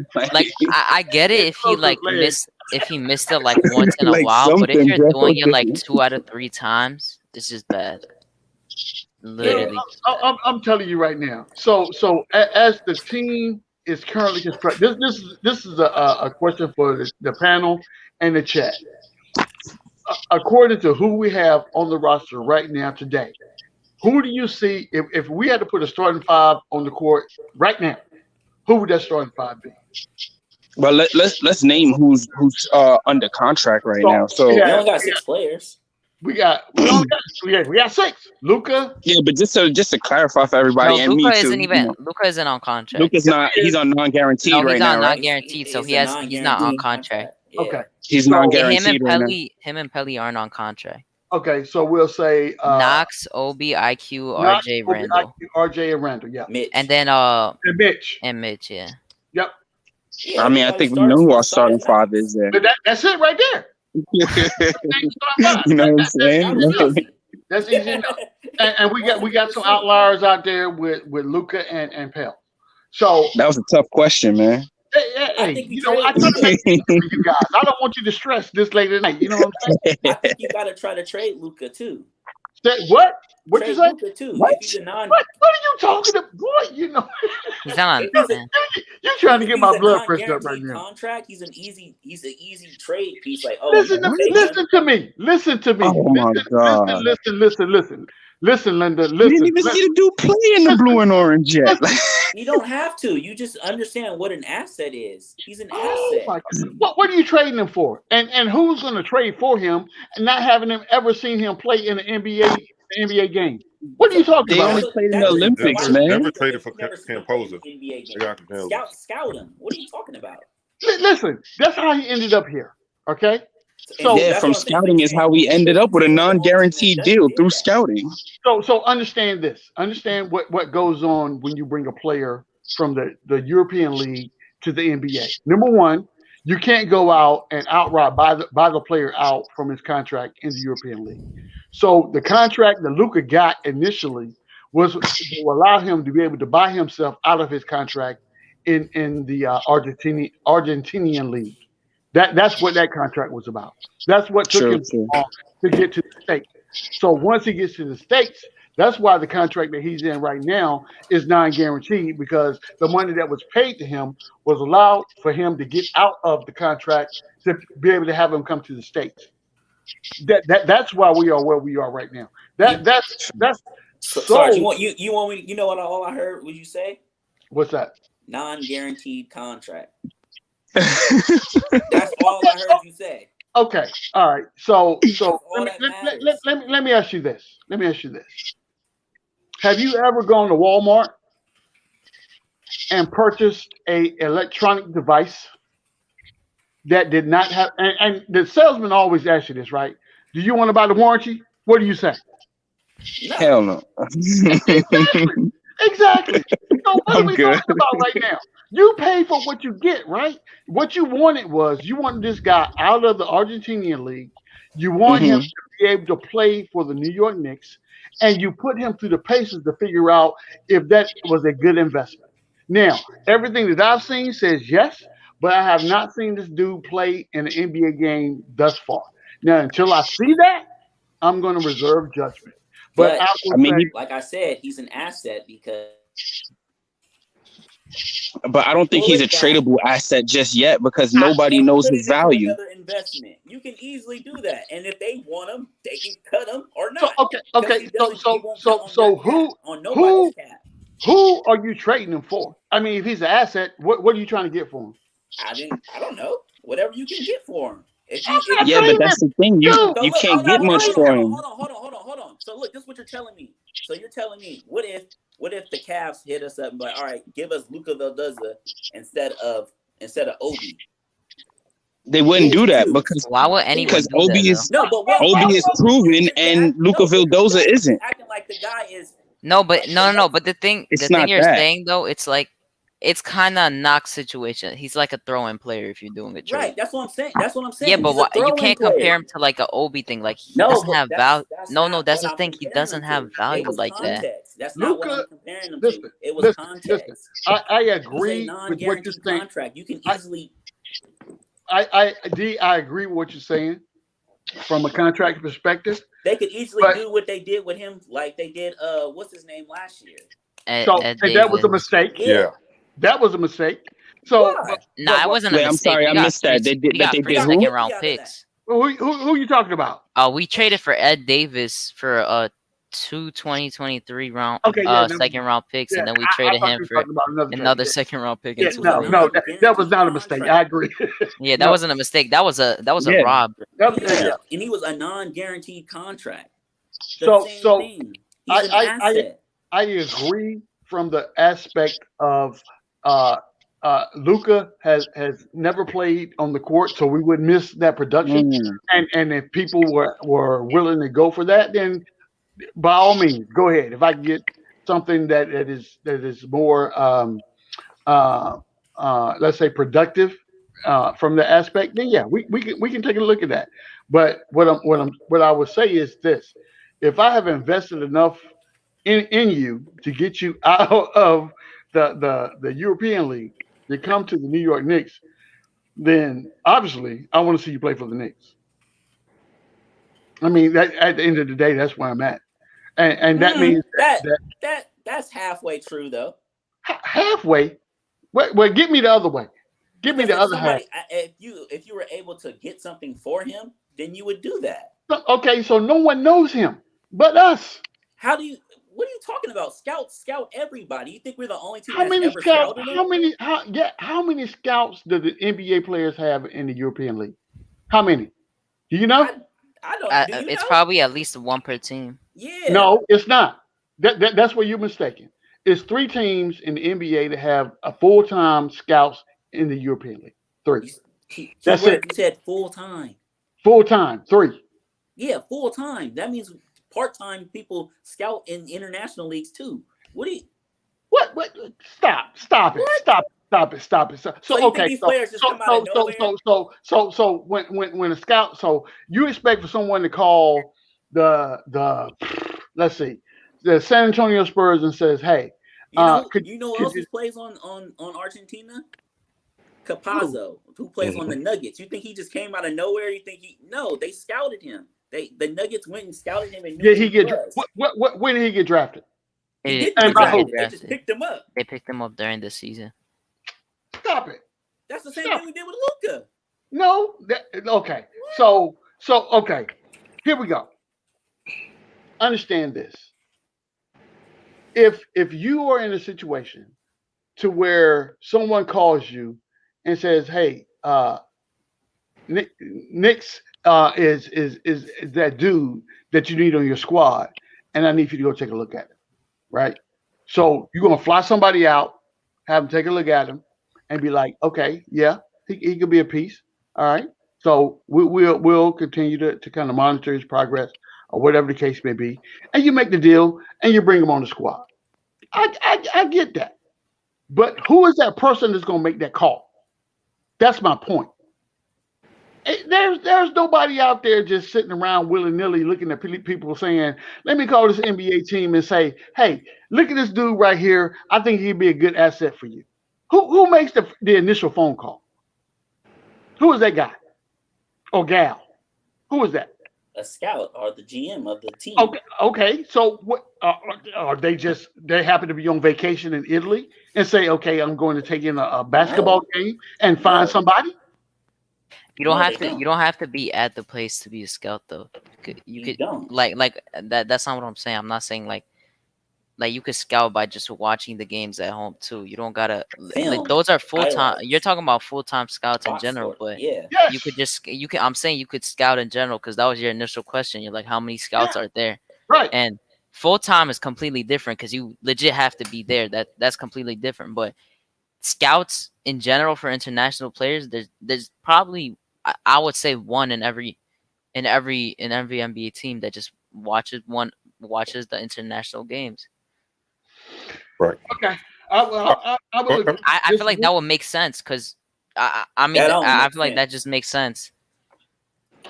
I would agree. I don't really think that's important in general, but yeah, it's not. It's not. And we got off track, way off track.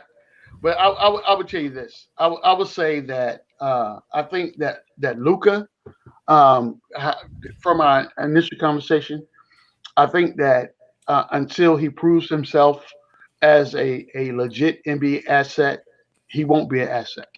But he is an asset. He's a non-guaranteed contract that we signed for $4 million. So that's we can put him in a trade. The team can take him on, and they can just cut him. Who's going to trade for him though? That's the point. Proven. He's a throw-in. He would be a throw-in. If I'm being honest though, I don't even think we should be talking about trading Luka like in general, because that's just like such a. I'm not trading Luka. It's kind of random. Like I don't know. Here's the thing. Me personally, even if I really don't want to go back to the Collin Sexton thing, because I'm starting to get a headache with you know.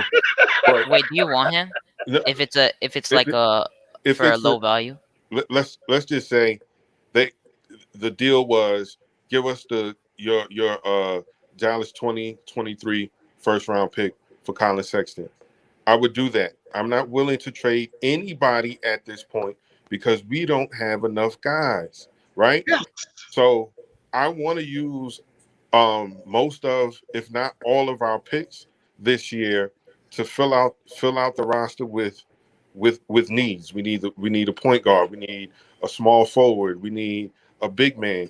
Like we need to get these bodies in building under contract, because guess what? If we try to go the free agency route, we'll be in the same position that we're in this year, where it's a 1-year turnover. And we got to get 8 more guys. But we wouldn't be wrong for that though. Yes, we would. Yes, no, we would, because our best player's contract would be up, and we would be back at square one if we wouldn't want to resign them. No, right. But I'm thinking about continuity, camaraderie, chemistry, and think about this, because you said something and it made me start thinking this way during the conversation, where you were saying like, well, you're only going to be paying this guy, $2 million or $3 million. That's $6 million invested in the center position. Right. Contract, right. So everyone is in the 1921 second round tier. We're not paying these guys a lot of money. Right. So that's not a lot of money on the books. So you can get guys on, 4 years, $8 or $9 million. Whereas in 2022, or even if you grab some guys this year, some of the older guys this year, you can get 2 or 3 guys making $25 million. You got to pay Randall, or you got to make a decision if you're going to play Randall. You're going to have to pay RJ at some point. You know what I'm saying? But now you have actually guys under contract that you've been developing that has chemistry that can help propel the organization forward. Like, this is not a sprint; it's a marathon. Like we got. I don't want to say we overachieved, and everyone thinks that is going to be the standard, and it can't be if you got 8 guys being added to your roster every year. Yeah, the standard should just try to make the playoffs. It got to be just like last season. Last season we didn't expect to make. I mean, I thought we were gonna make at least the 8th spot or like the 7th, but I didn't expect 4, and I'm not expecting 4 again. I think we're gonna be probably 7 to 9 unless we get someone that's actually. So like then good. I need to see the roster. We're at a crossroads. That's all I hear. It's like we're at a crossroads because we got to figure out what we're gonna do. I don't think we're at a crossroads. I think we have a blueprint for what we need to do, and I think that the fact that you're not hearing from the front office knows what we need to do, and this is how we started the show, right? I hope so. We started the show with when you get these reports that the New York Knicks are interested in this player. That this week is Sexton. Last week or 2 weeks ago, it was Lillard. A couple weeks before that, it was Bradley Beal. You know what I'm saying? And these are all outside sources. Everyone says that the Knicks has interest in this person and that person. When have you ever heard of our front office telling you they have interest in a player before it's time for them to execute a trade or a deal or a signing? You have not. So until I hear someone for the front office says we have interest in said person and this is the deal that we're making, miss me with all that. You want me to divide my attention from something that's important to some hyperboles. Okay, so some of y'all don't know what hyperbole means. I'm gonna tell you what. I'm gonna tell you exactly what it is. Hyperbole means fallacies and fantasy, right? Those what ifs. I'm not entertaining any of that at all. I'm a New York Knicks fan. Now, when the rubber meets the road, I'm with you. If I agree with the trade or the pick, if it's a draft pick or a contract extension or whatever the case may be, I'll make that known as well. But it's going to be after I know the front office is serious about that business. Period. So you basically saying if the player got orange and blue on, you're gonna back him. Yeah, I am because at that point he's on the team. What good would it do for me to be expending energy and saying I don't want this dude on the team and he's on the team? I'm a crucify him if you don't play well. That's gonna happen. I'm telling you right now. He's gonna get the business if he's not playing well. But if he's playing well, he also gets the roses. You know what I'm saying? So I'm that's why I feel like you're having that take. You're kind of overvaluing the players. How? In a conversation, if we're having a conversation, because you value the Knicks over you value the name on the front of the jersey over the back of the jersey. Absolutely. So 100%. Right. So what I'm saying, so through and through, you're gonna go for who's on the Knicks. I'm going to go. I'm going to lend to the side of the people that are better in our organization. At the end of the day, that's what I'm looking at. Now, if you can contribute to what we got going on from a team aspect, then I'm all for you. If you are someone that is setting us back years and years, then I'm gonna have something to say about that as well. Okay. I feel like you should just not value any of the players. So who should I value? The team. What's best for the team? That's what I just said. No, you didn't, because you're gonna overvalue a player who has a Knicks jersey over a player who doesn't. But what if that player can help? Like you're over like Obi Toppin, for instance, right? Because he's a Knick. So how would you feel about Obi Toppin if he wasn't a Knick? I wouldn't care. Okay. Why would I care? Okay. So if we traded him, why would you care? I wouldn't, because what we're doing is we're bringing someone in that's going to better the team. Now, I love Obi Toppin, I do, but if we bring in someone in that's going to better the team and put us in a better light, then that's what I'm going with. I wish Obi Toppin the best, and as long as he's not going to play great against us, I wish him all the best.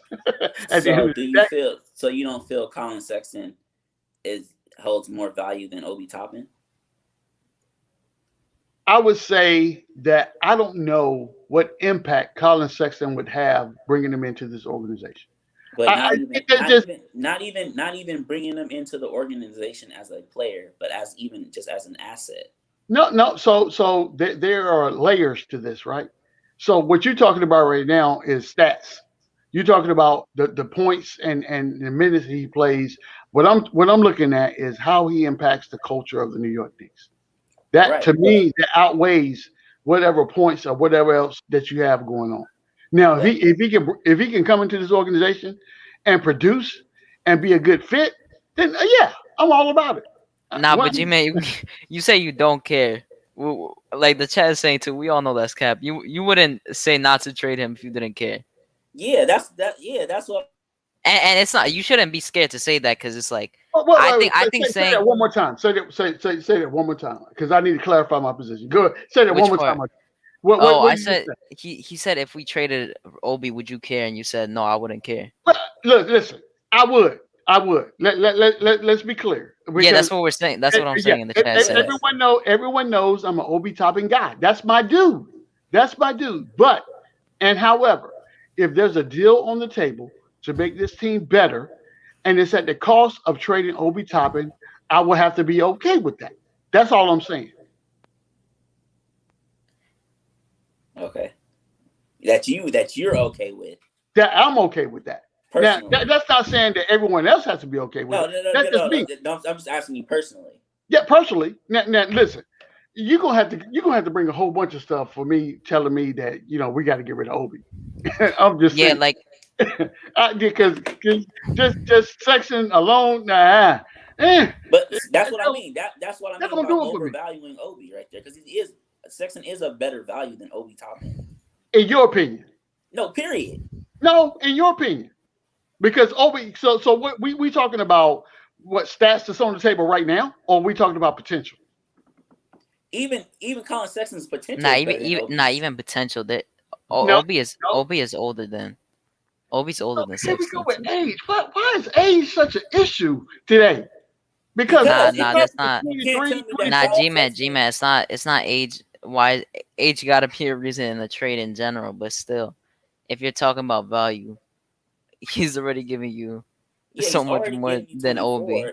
And Obi is in a spot where he can't succeed. So right, it's like if you trade him, you kind of make it better for him. But I don't know. Now, if you're saying like, oh, like we shouldn't trade the draft pick that we just got, I understand that, but we're doing him a solid. The only thing I'm saying is this dude has been on the team for a year. We don't know what he's going to be. We have no clue. Now, if we were talking about Kevin Knox or Frank Ntilikina, then yeah, they've been on the team forever. 3-4 years. Okay, let them go. We know what whatever their potential was or whatever. We don't. You just drafted this dude last year, and now you want to trade him?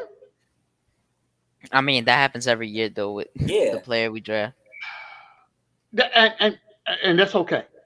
And it's not really okay, but yeah.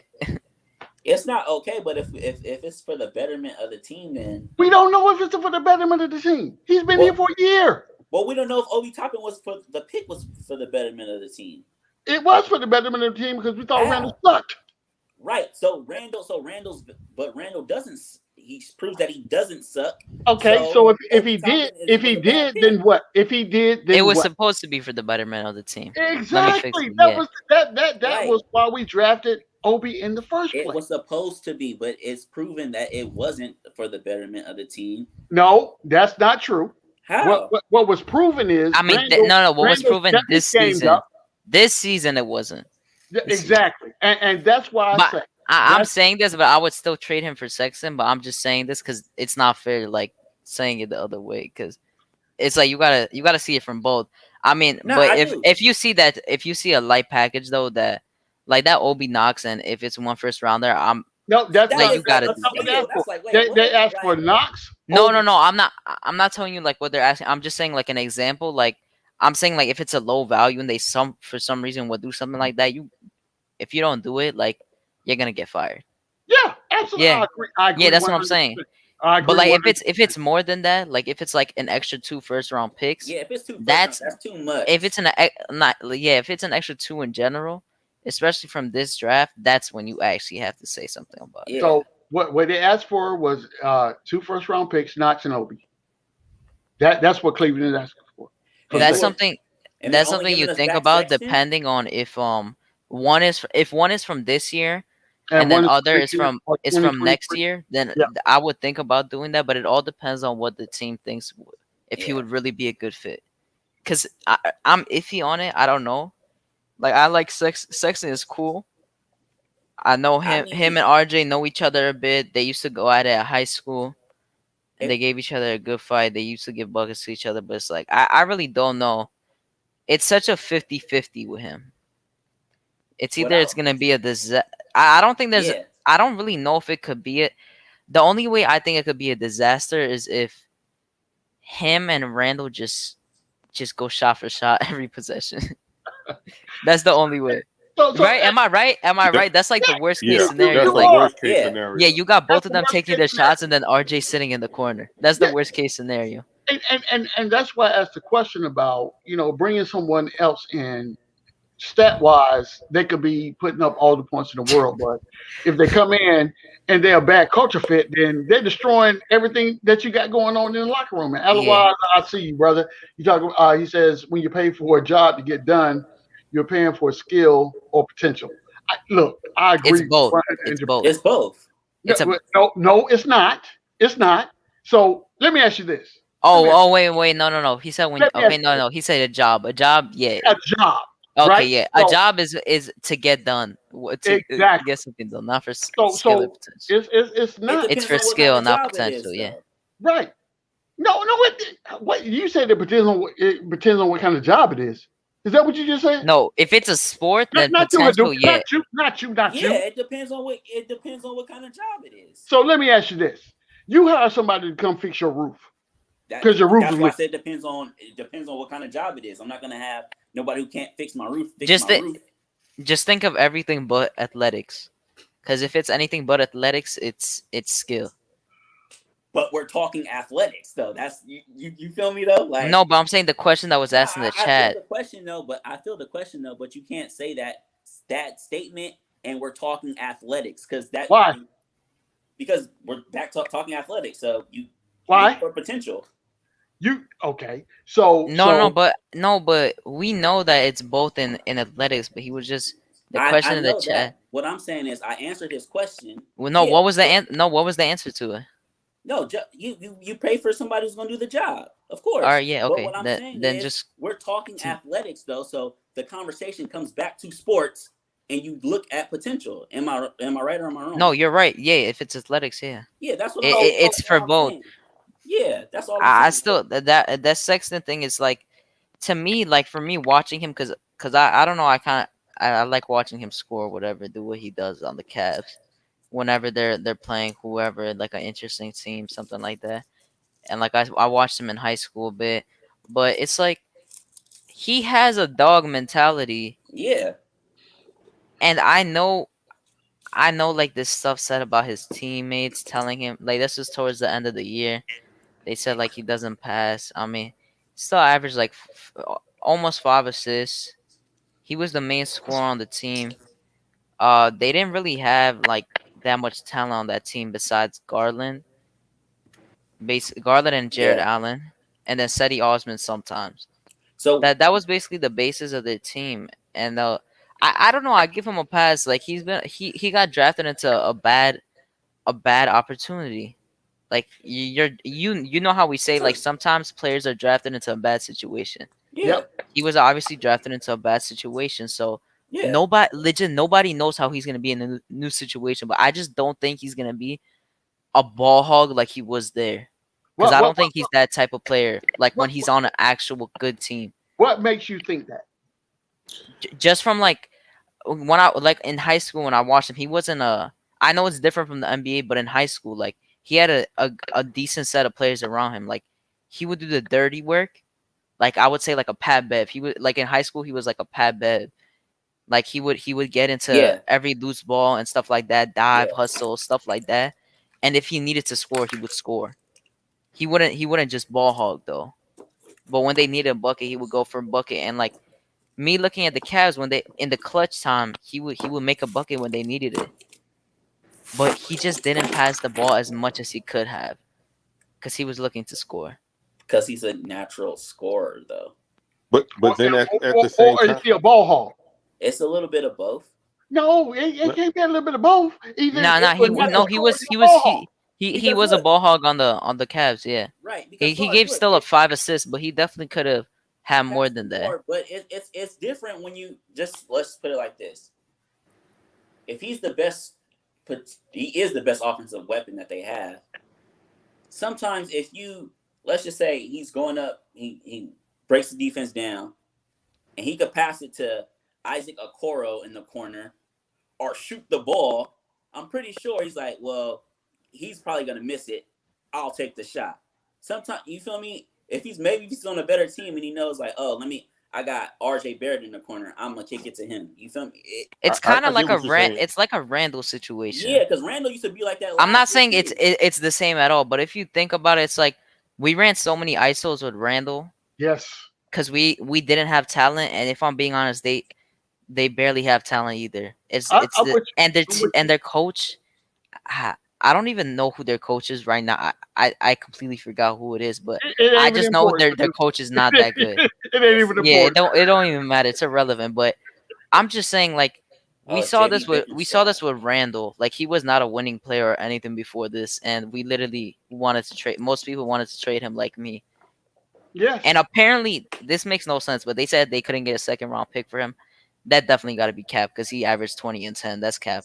But yeah, they could have traded Randall for sure. He legit averaged 20 and 10 with garbage Fizdale, and he did that with Miller, and we all hated him, right? If that was Sexton, we would have hated him too. Yeah. Think about it that way. And how about if he gets put with an actual coach? So would he be able to play under a Tom Thibodeau system? That's the question. That's the question. Yeah, that's why I'm saying it's a.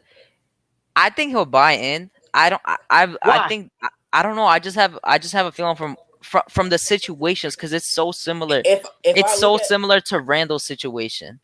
But Randall had AD on his team though, and Drew Holiday. Listen, Hadouken.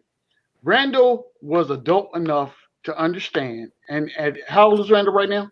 27 almost. Okay, so after you turn 25, at some point in your brain, that chemical thing kicks in and says, okay, what's going on in my life? I need to focus on X, Y, and Z because I have things that, especially when you get married and you have kids, your whole outlook changes after that. So Randall took it upon himself to improve himself in the offseason, right? I don't see that in Sexton right now. You don't gotta. The thing with Randall is his game overall had to improve. Sexton doesn't. Yeah, I know, and it did. But Sexton has the intangibles. It's just his mental with the passing. That's literally the only thing. I think that's if we're all being honest. This is all the rumors. Like, I still think it. Like, okay, think about it. It's legit a Randall situation, and you cannot cap about that. And but Randall had AD. Like, if we're being fair, like, because I'm 50-50 on it, but I think I would trade for him because I think he's gonna be at a decent cost. But it's like, bro, who are we gonna get as a point guard? Like, if we don't get anyone now, it's gonna be looking tough. Look, Randall had AD and he had Drew Holiday, and they made the playoffs no times when Randall was there, right? Randall was getting better there, whatever, but they didn't do anything with talent. And then when we saw Randall as the number one player, he dropped 20 and 10, but it did not do anything for impact and winning. And we're looking at Sexton as the best player on his team, no impact for winning. They didn't have an actual coach. Now Tibbs is there. I think Sexton would buy in. Hopefully, I really am confident in him buying in. I don't think there's gonna be a way he just chucks shots up. I don't think he's gonna do that. You play different when you have guys that you can trust. Yeah, and you can trust, like, especially that he saw that we were in the playoffs last year. That's big on a player on a point guard, especially. Like, you see who you're working with. You see RJ Barrett can hit a corner shot. He shoots like 40 something from the corner and 40 in general. You see Randall can shoot now too. He shoots 40 something. Our whole team basically shot like 40%. Like, you got to think about it in that way too. During the regular season. Yeah, during the regular season. During the regular season. When y'all be like Randall got better and better and better, I don't believe that. So you're saying that Randall's performance this season did not outweigh his performance in the previous season? No, what I'm saying is I'm not taking away his performance. What I'm saying is that he already had this. He already had these skills. Like, he just fine-tuned his game. I don't think he got better in the sense of he did anything to change his game in the sense to make him better, and we got better players.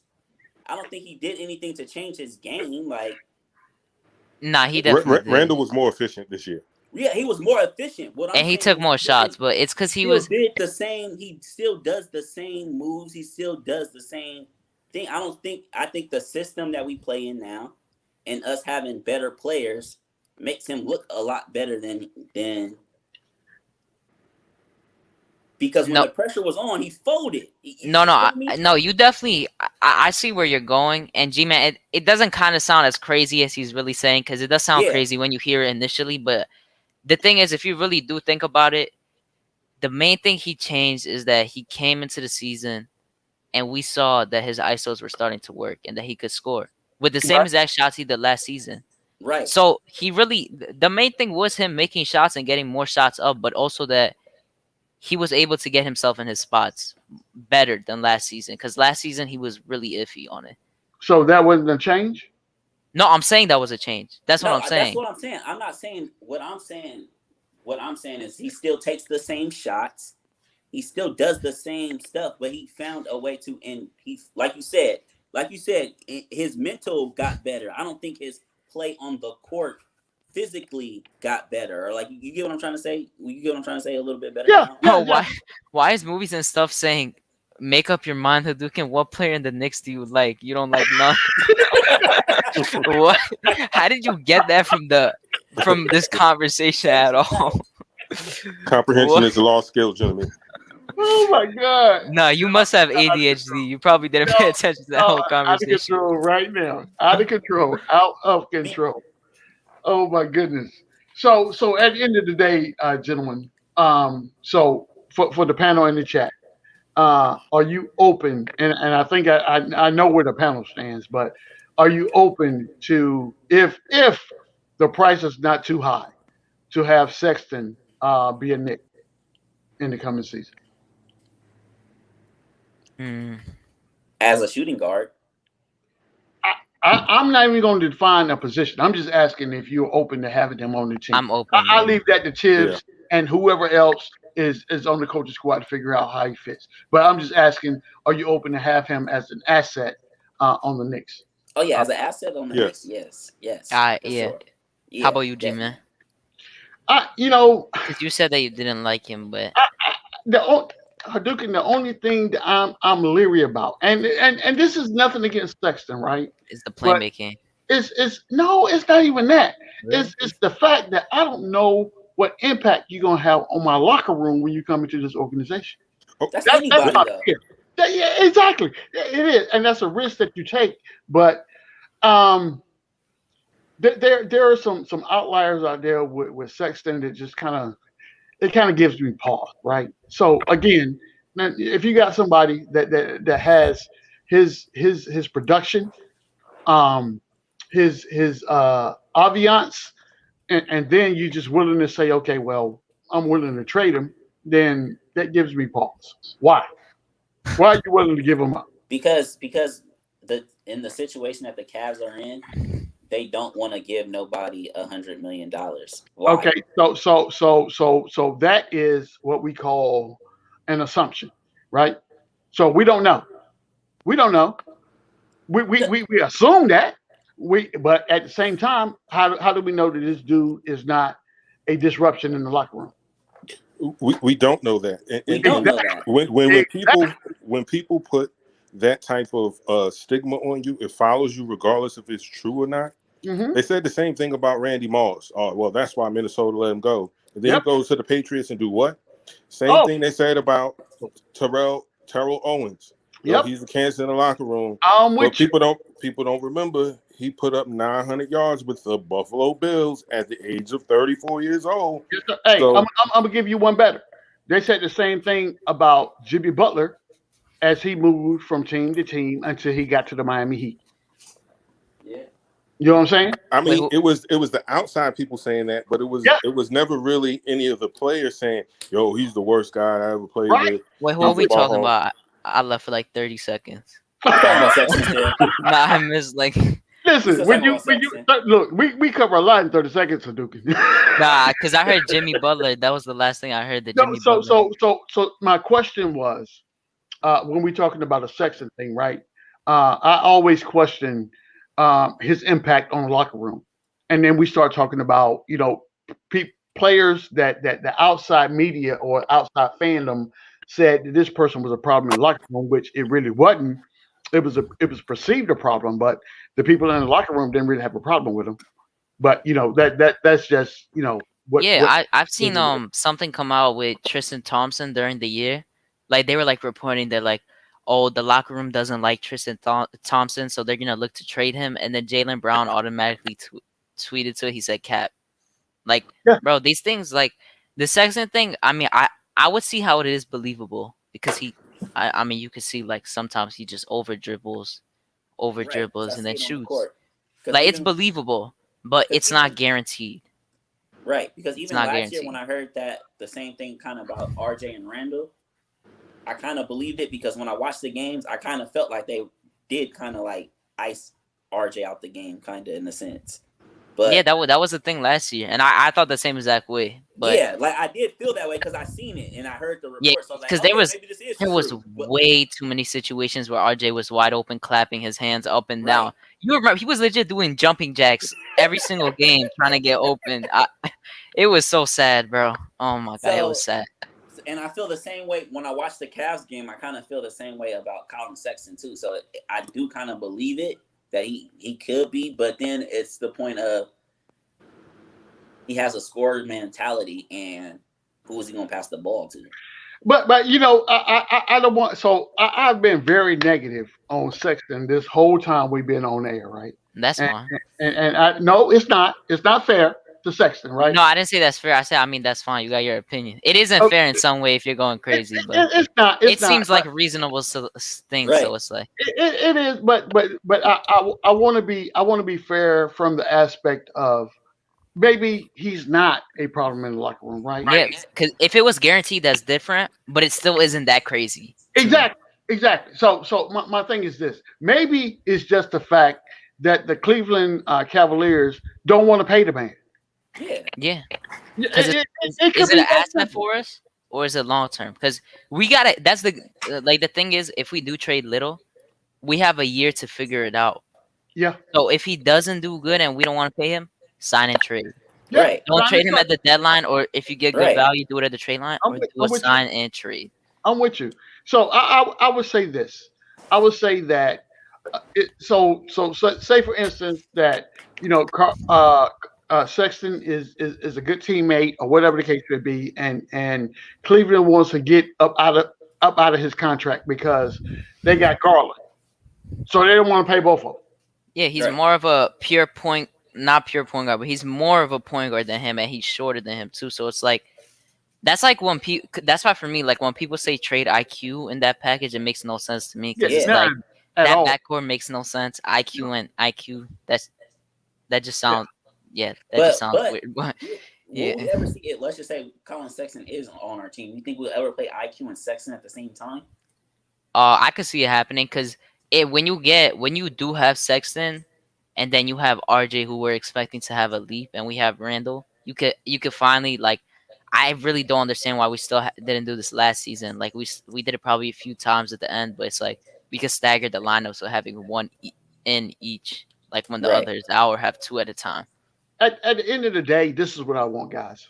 At the end of the day, truly, this is what I want. I want the ball out of Julius Randle's hands. I don't want him to be a point forward. I want a point guard. That's I agree. Do you feel like that's going to diminish Julius Randle though? No. It'll give him more energy. I would say that it gives him more energy, and he's more consistent in making the shots that he puts up because he don't have to bring the ball up the court every time. Yeah.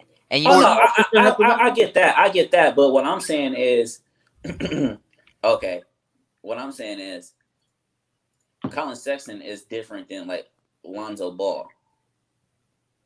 Like Lonzo Ball is gonna get still get the flow of the offense. You feel me? Collin Sexton is going to be looking for a shot. So it's really going to take the ball out of Julius Randle's hands. No, I'm going to tell you what's going to happen. Tibbs going to take Collin Sexton and grab him by the nape of his neck and be like, listen, you have this. These are the parameters in which you operate within. Period. But just think about it like this. He's way better than him, but think about how Alfred Payton plays, and think about like how like Collin Sexton plays. Just like thinking about peanut butter and jelly. No, what I'm saying is they both are good at attacking in the rim, right? I mean, Peyton isn't. That's not his. He doesn't finish at the rim, but that's what he's good at. He can attack the basket. Am I right or am I That's wrong? why Okay, Tibbs started EP for so long. I give Right, you that. You can I break give you that. that. Yeah. right. Yeah. That's what Sexton is going to come in and do, and he's going to do it at a higher clip than Peyton. So, do you think? Yeah. That's why I feel like the ball is going to be out of Randall's hands more than it should be. And another thing to that actually is gonna like all add up to one, where we seen RJ been able to do this, but I don't know, like I haven't seen him take mid ranges for some reason. In his first season, he really didn't take mid ranges, but he was on fire from mid ranges in Duke. And then the next Yeah, season, he but did it in the beginning, and then he stopped. What I've seen in the Canada game, the step backs, Drew Hanlon said something about it that they're gonna do that more, and I'm expecting this. So we got shot creation from RJ now that we're hoping to get. I definitely expect it to happen sometime during the season, like a few times a Right. game, maybe something like that. And then you have Randall who could do it, and now you have Sexton that could do it. You're not really gonna have to just have RJ catch and shoot. You're gonna be able to give him a little more of the ball handle sometimes if you need to. You kind of have three threats now to be able to create for themselves in a way, and it's not Yes. gonna have to like if I'm Randall, I'll be fine with taking less shots, and I'll be fine with not bringing the ball up because I'm exerting so much energy doing that.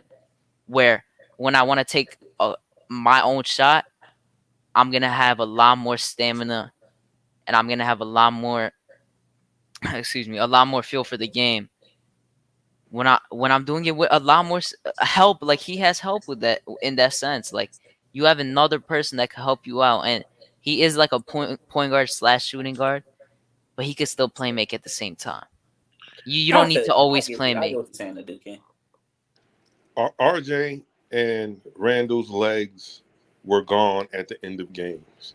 Yeah, You yes. tell by how flat their shots were. They were missing shots, and then it was really evident during the playoffs. Like those guys were really running on fumes because he had to do a lot. I feel like when you have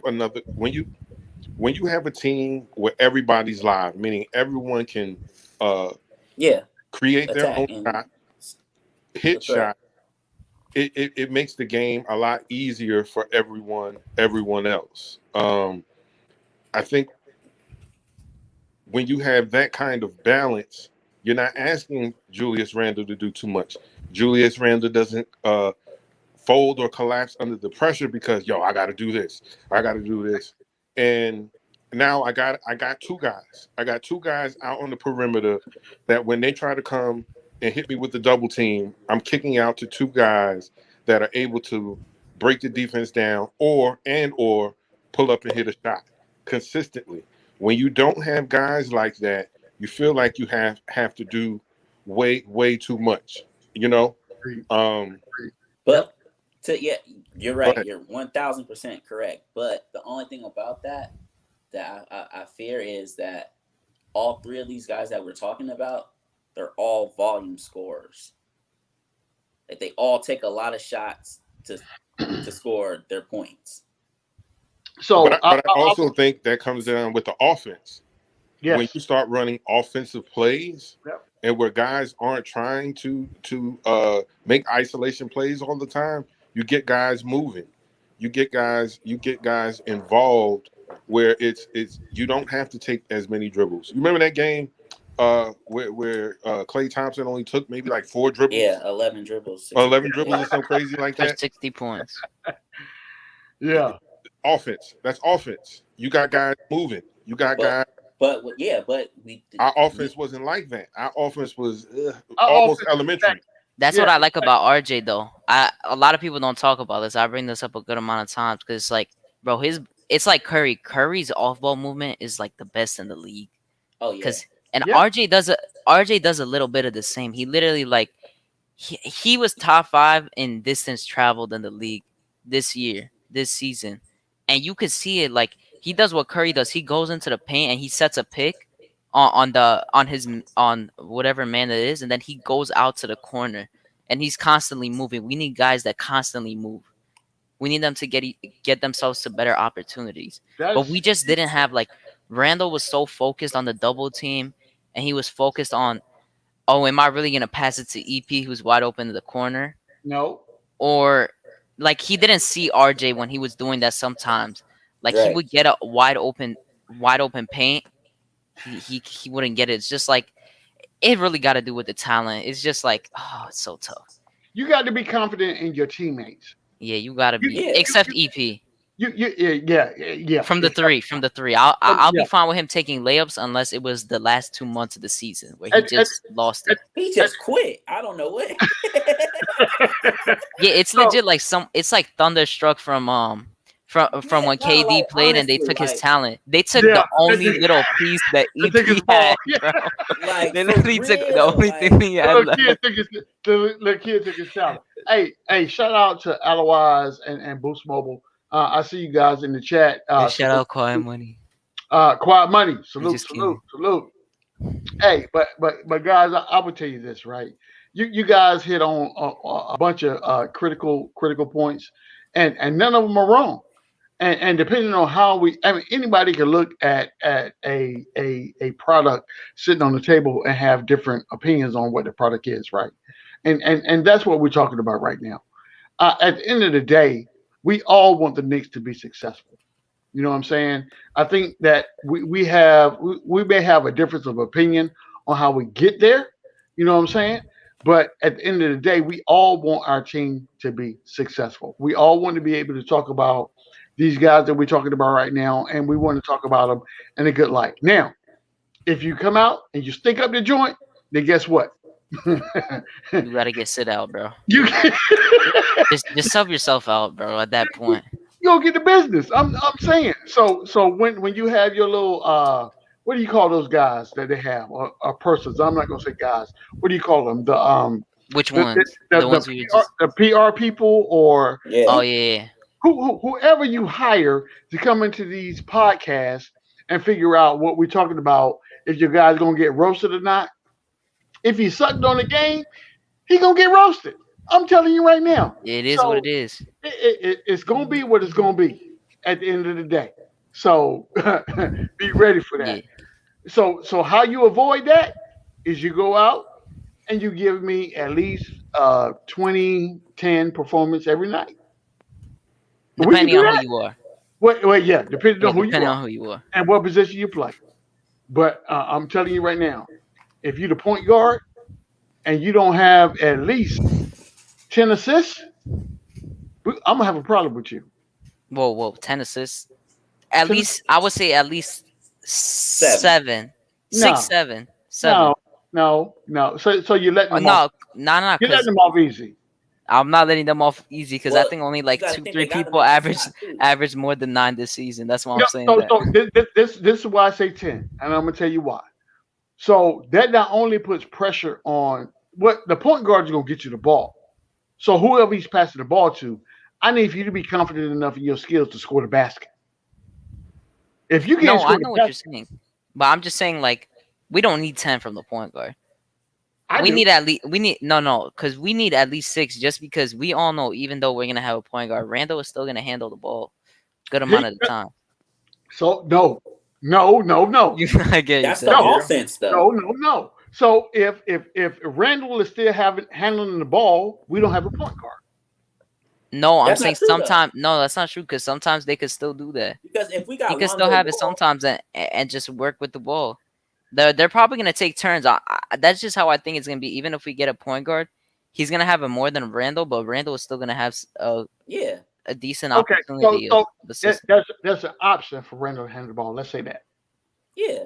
But I'm telling you right now, if Randall is a ball handler and the offense still flows through Randall, we have a problem. It's gonna flow through Randall though. Why? Because he's our star player. Oh my God. No. So point guard. How he scores his points.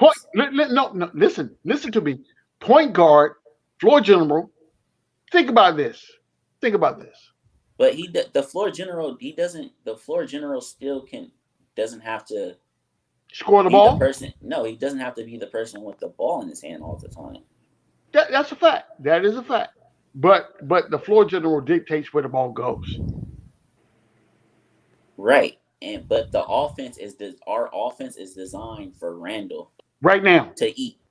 Right now. Yes, because he's the best player. That's why He's the best player on the team. So remember when I talked about RJ Barrett being the franchise player? Remember that? Wait, you said that?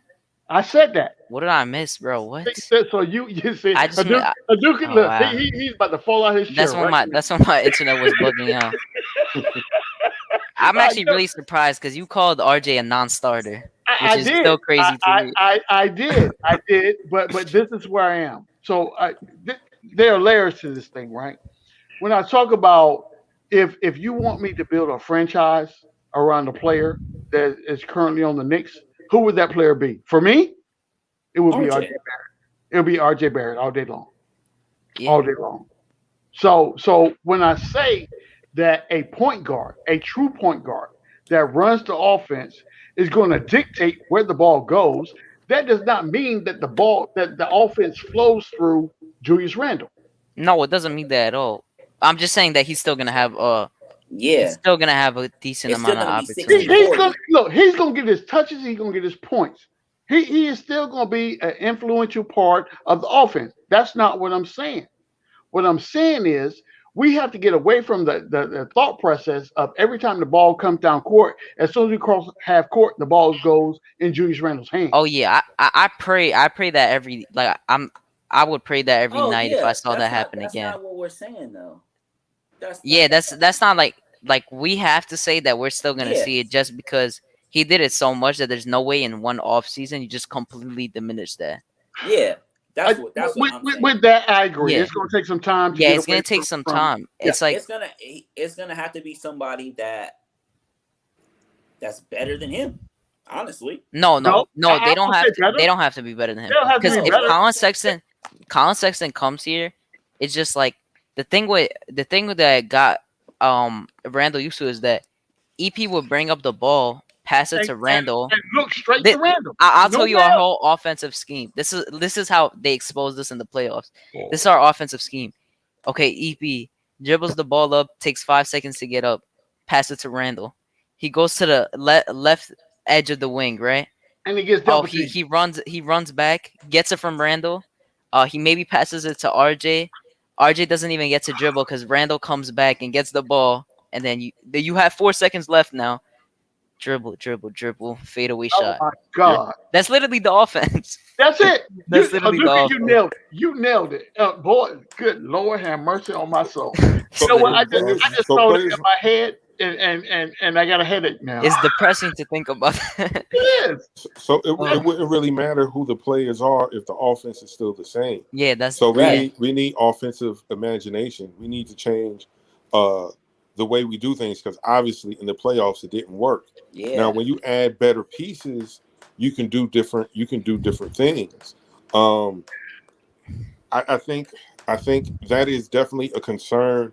Regardless of who you bring in at point guard, you have that fear. Like, yo, as soon as they get it cross court, Randall's gonna call for it, and we need. Go ahead. No, I'm sorry to interrupt, but just for what you're saying, the example is like what RJ does with that off-ball movement. We need someone like a Mikal Bridges that does the same in a way. Like Reggie Bullock is not gonna cut to the basket, so that off-ball movement is broken automatically. That's automatically broken. So we need a wing that's gonna be able to be successful in the paint as well, so people are actually gonna fear him. Reggie Bullock can't cut to the basket, so he's definitely not cutting to the basket. Yeah, bro, nah, yeah. But I still said I would be. The only acceptable thing if Bullock is back is the bench roll. That's the only acceptable role. Hadouken. This is not. I'm not gonna allow you to go down that road. Reggie Bullock is not coming back to the Knicks. Period. No, I'm not saying I want him back. I'm saying if he somehow, because I know that Leon Rose and Tibbs like him. Yeah, I know this is gonna make you mad, but since somebody's got to break it to you at one point. Since they both like him, if they do, that's what I'm saying. If there's any way they do sign him, the only acceptable role is the bench. Okay, so understand this. If Reggie Bullock is a New York Knicks next year, I'm gonna have to go into hiatus. I'm gonna have to go to the Himalayas or Tibet. Or We might not someplace. see you for a long time. Yeah, it's gonna be a You minute. might be in another island locked up. Yeah, We might not see you. Look, it's gonna take me a minute to get back to reality. I'm just saying. Oh my God, Okay. I can't fathom that. I can't, because that makes no common sense to me. And I'm a common sense type person. You know what I'm saying? I tend to believe that. I mean, it didn't make no sense that we cut Alfred Payton last year and then we brought him back. That did make sense. It did. Nobody wanted to come because we didn't have a point guard. Yeah, we didn't at that point. So and he wasn't even like he was bad in the first season. We had Randall, but everyone was bad that season. Everybody was bad. Yeah, and he was actually getting triple doubles back to back to back that season. I was actually kind of impressed, but I still didn't want him back. Yeah. So if he comes back this year, oh my God. No, we have a problem. Bro, is there? No, I don't want to think about this. Let's glance over. I don't want to think about it. Let's change subject.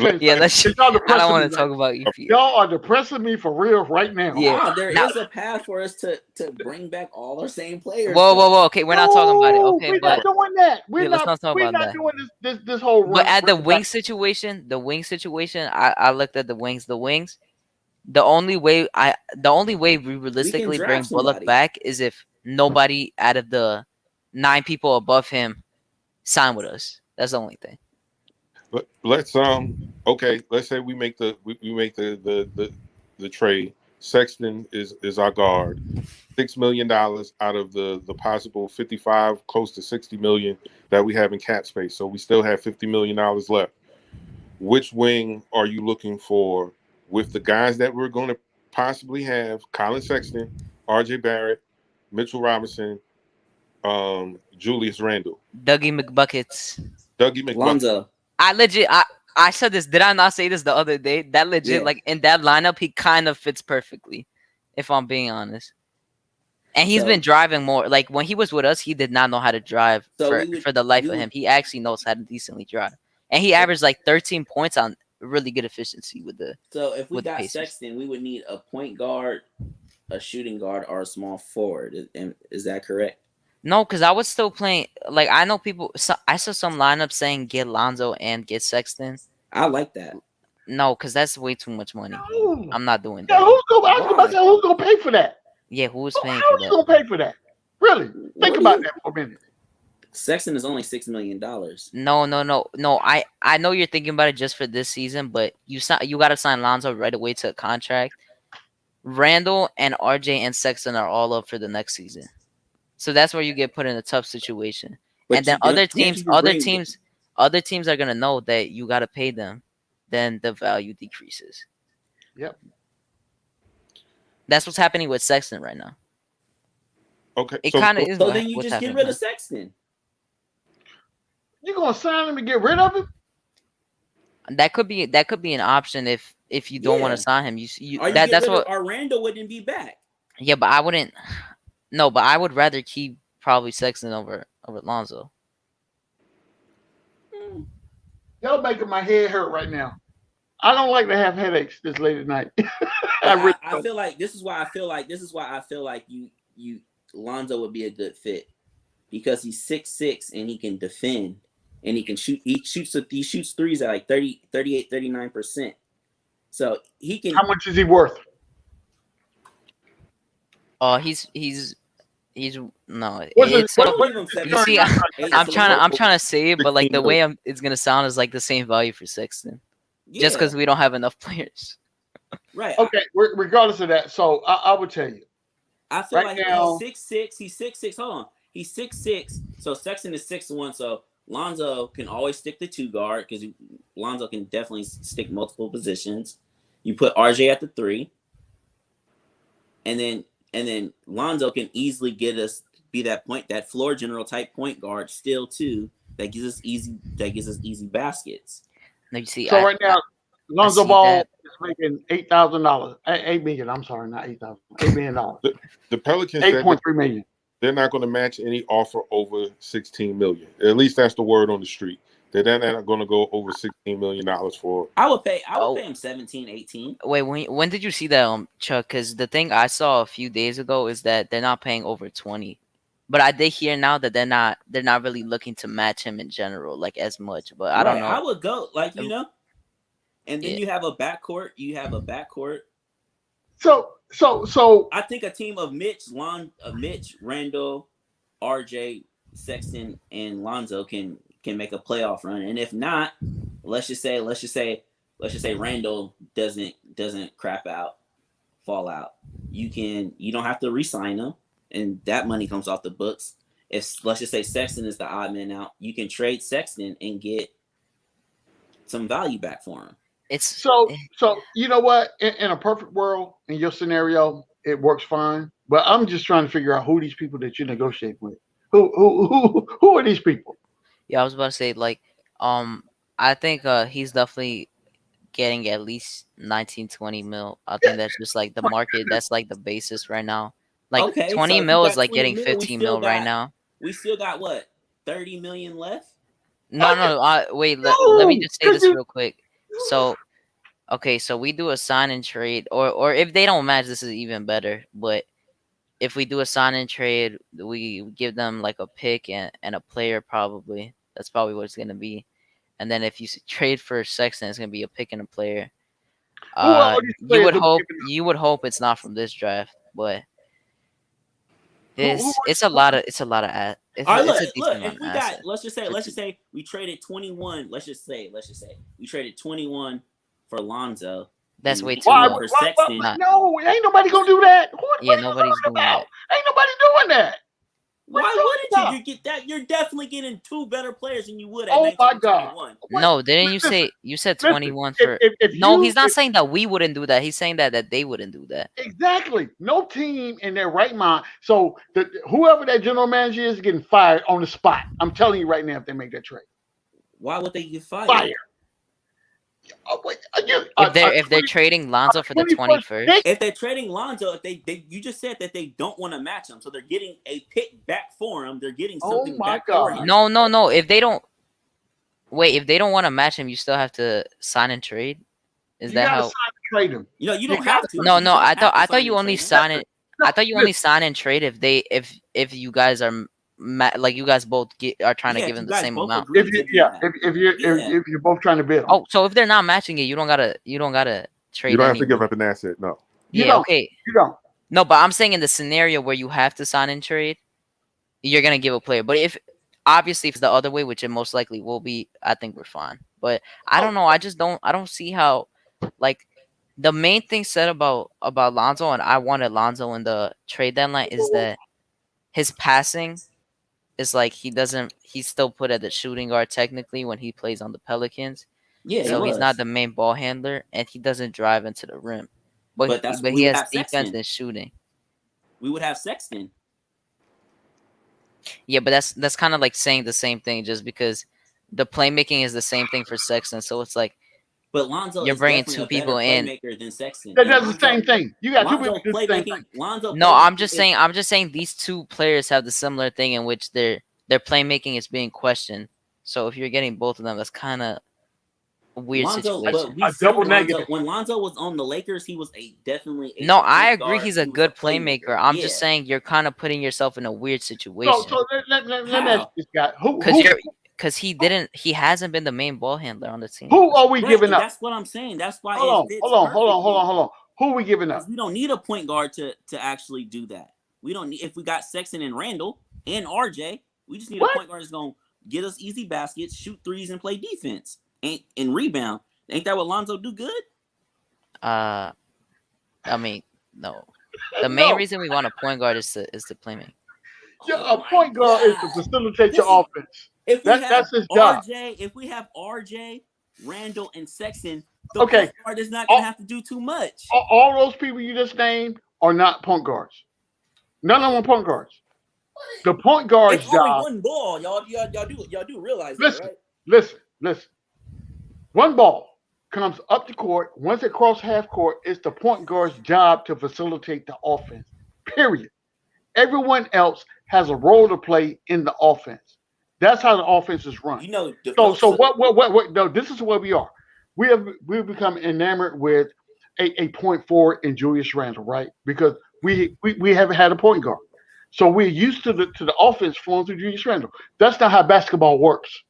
When you have a true point guard, a Chris Paul type, he orchestrates the offense. You know, basketball has evolved. You know that, right? From what? That we don't need a point guard. From what that we don't need a point guard. The positions don't really matter. Okay. Positions don't matter. Huh? You saying positions don't matter? No, they don't. Okay, so what you're telling me right now is that if you have a Chris Paul on the floor, that doesn't matter. Chris Paul is like the last point. No. Answer the question. No, gentlemen, answer the question, because what you just said is positions don't matter. My question is this: Chris Paul is a true point guard on a basketball team. So are you telling me that the position that Chris Paul plays at point guard does not matter? What I'm saying is the game has changed where the point guard isn't always facilitating the offense the whole time, like back in the day where Mark Jackson would bring the ball. I agree from the standpoint that if your team does not have a true point guard, then that is true. None of the teams have a true point guard. Chris Paul's a true point guard. Oh my! Is he not?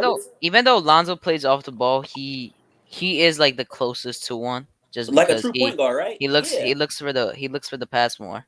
Right. But I just don't want that money. I just don't want to pay people that much. The only thing I'm saying is this, guys.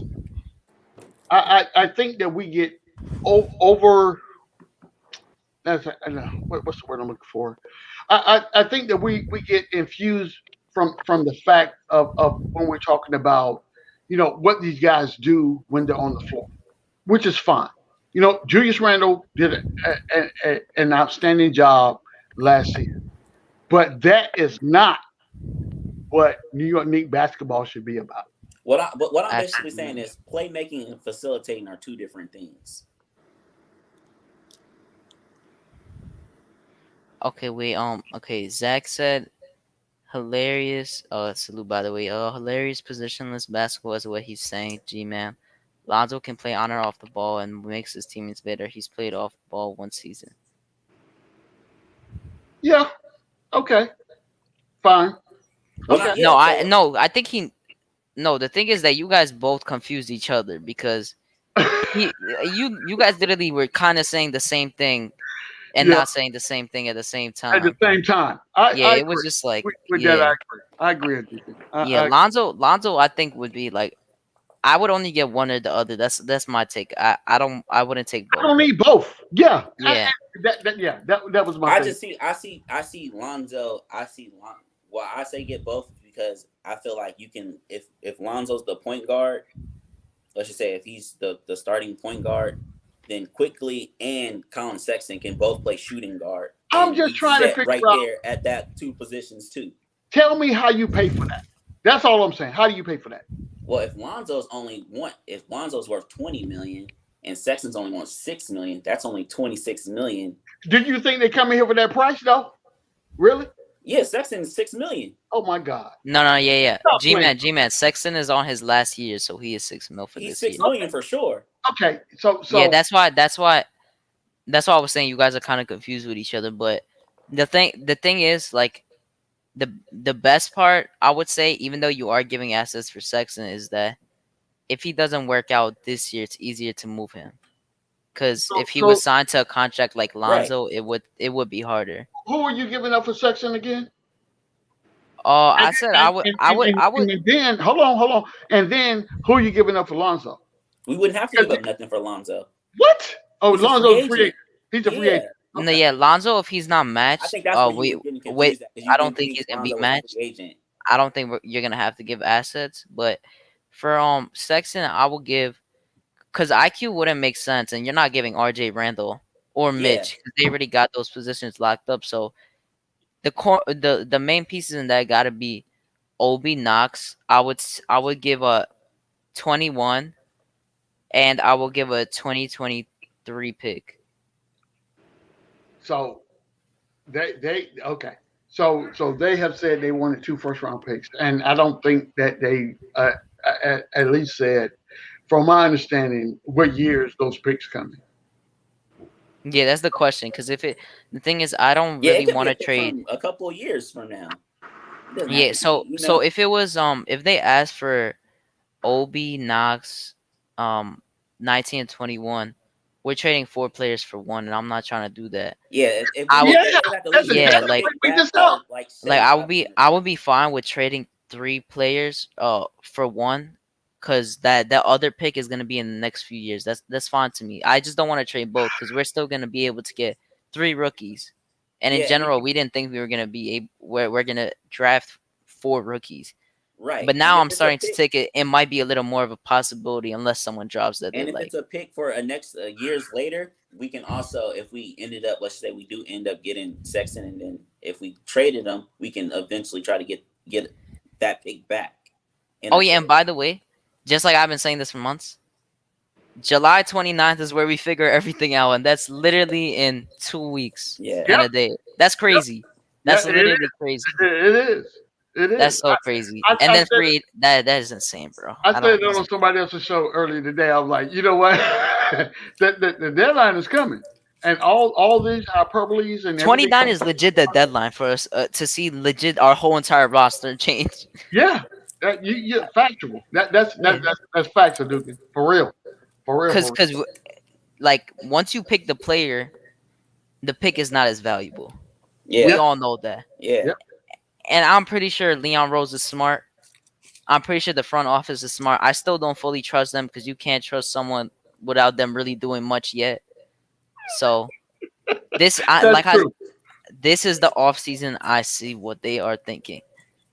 And if But I don't see them do anything, I am going to really question this but front office. this is where I am with the front office, right? The front office has been status quo the whole time they've been in power. We've never heard anything from the front office ever until a decision has been made, and then Getting bad. they announce this is what's going to happen. Yeah, So we don't want Fizdale and Steve Mills just saying we're guaranteed to get a superstar in the off season. No, we don't want none of that. Yeah. So We don't want that, bro. So it's That like it's sucks. good. It's like 75% good and 25% bad because we just are clueless completely. Exactly. So this is what I say about when we talk about the Sexton deal, when we talking about the Bradley Beal deal, when we talk about the Damian Lillard deal. All that is from outside of the Knicks organization. Oh yeah, and okay, so Zach and Rick V said, why are we already talking about trading a player that we didn't even trade for? But you got to take legit everything into account when you're trading for a player. Yeah. The front office, like if you're in the front office, a GM, you got to think about that. You legit have, think especially when their 4 years. contract is gonna come the following year. Yeah, so you think like 5 years in advance, 4 or 5 years in advance with the player. But here's the thing, guys. I think that our front office has already done that, and then the people that we're talking about, I promise you, aren't even on that list. Not even almost. Who are those people? So the Sextons, the Bills, the Lillards, they're not talking about these guys. Yeah, I don't think the Beal Lillard, like I don't really see why that would really be a good trade. So for us. So think about this. This is where I am with what the potential people we could bring on this roster. I'm thinking second tier players that could legit enhance our roster for 2 to 3 years. Like fringe all stars. Yes, that's what I'm. Like we need to get a fringe all star and fringe and one more starter along with that, and then like fringe starters. Yes. Not fringe role players, not role players playing the starter role. We need fringe starters on our bench. That's the best. That's what the Clippers have. Hadouken, you are all up in my cerebral right now. So yeah, that's why I kind of like. That's why when I think about quickly, I always just keep them on the bench because I want to solidify. Like, I know he's a good player that we have on the bench for sure. I don't So, think it, so our bench players will still be our bench players because they have not elevated themselves to the starting role right now. I mean, that's just being honest, right? But we have to bring in players that are true starters, not the people that we bring in that are starting just by default because you're on the team and right, you're better than the people that's on the bench. right. That's not what I'm looking for. I'm looking for, like Haduka said, I'm looking for legit starters. Like, yeah, like people that like, oh, he's the starting for sure. Like, Yeah, yeah. exactly. That you, whatever team you go to, you could be a starter. Because I remember not last season, but the season before when we had all the power forwards and we would spend hours trying to figure out Who's talk gonna about start? lineups. Yeah, Who the point guard? Who gonna be the power forward? What yeah. position RJ gonna play? Like, Facts, is Mitch gonna come off the bench? Like, like facts. I That, wanna I wanna at least know at least 3 of the 5 starters should be solidified. Maybe four, and like the other one, it depends on like the lineup that you want to do. Like, if you want to go this way or that way. But I think once we get past summer league and get into the regular season, we will have a solidified starting five. Yeah, we got 3 starters right now. Yeah, I would say recently 3 starters. Mitch, Yeah, RJ, RJ, Mitch, Randall. and Randall. RJ, Mitch, and Randall. So we just got to figure out who the point guard is going to be. And in my estimation right now, I'm gonna tell you who I think the starting point guard is going to be. Guess who that is? Kyle Lowry. Nope. Because Kyle Lowry's not on the team. I'm going with who's on the team right now. Derrick Rose. I mean, Luka. Luka. No, Luka. I'm hoping he's not though. Nah, Luka can't be the starter. I can't roll with you on that one. Okay. So yeah, I'd rather Okay. I'd rather we pick somebody at 19. Listen to me. Based on the roster right now, who's on the contract right now? Who's on point guard? Quickly. You got to be kidding me. Are you telling me? If I'm being honest, you gonna start quickly over Luka?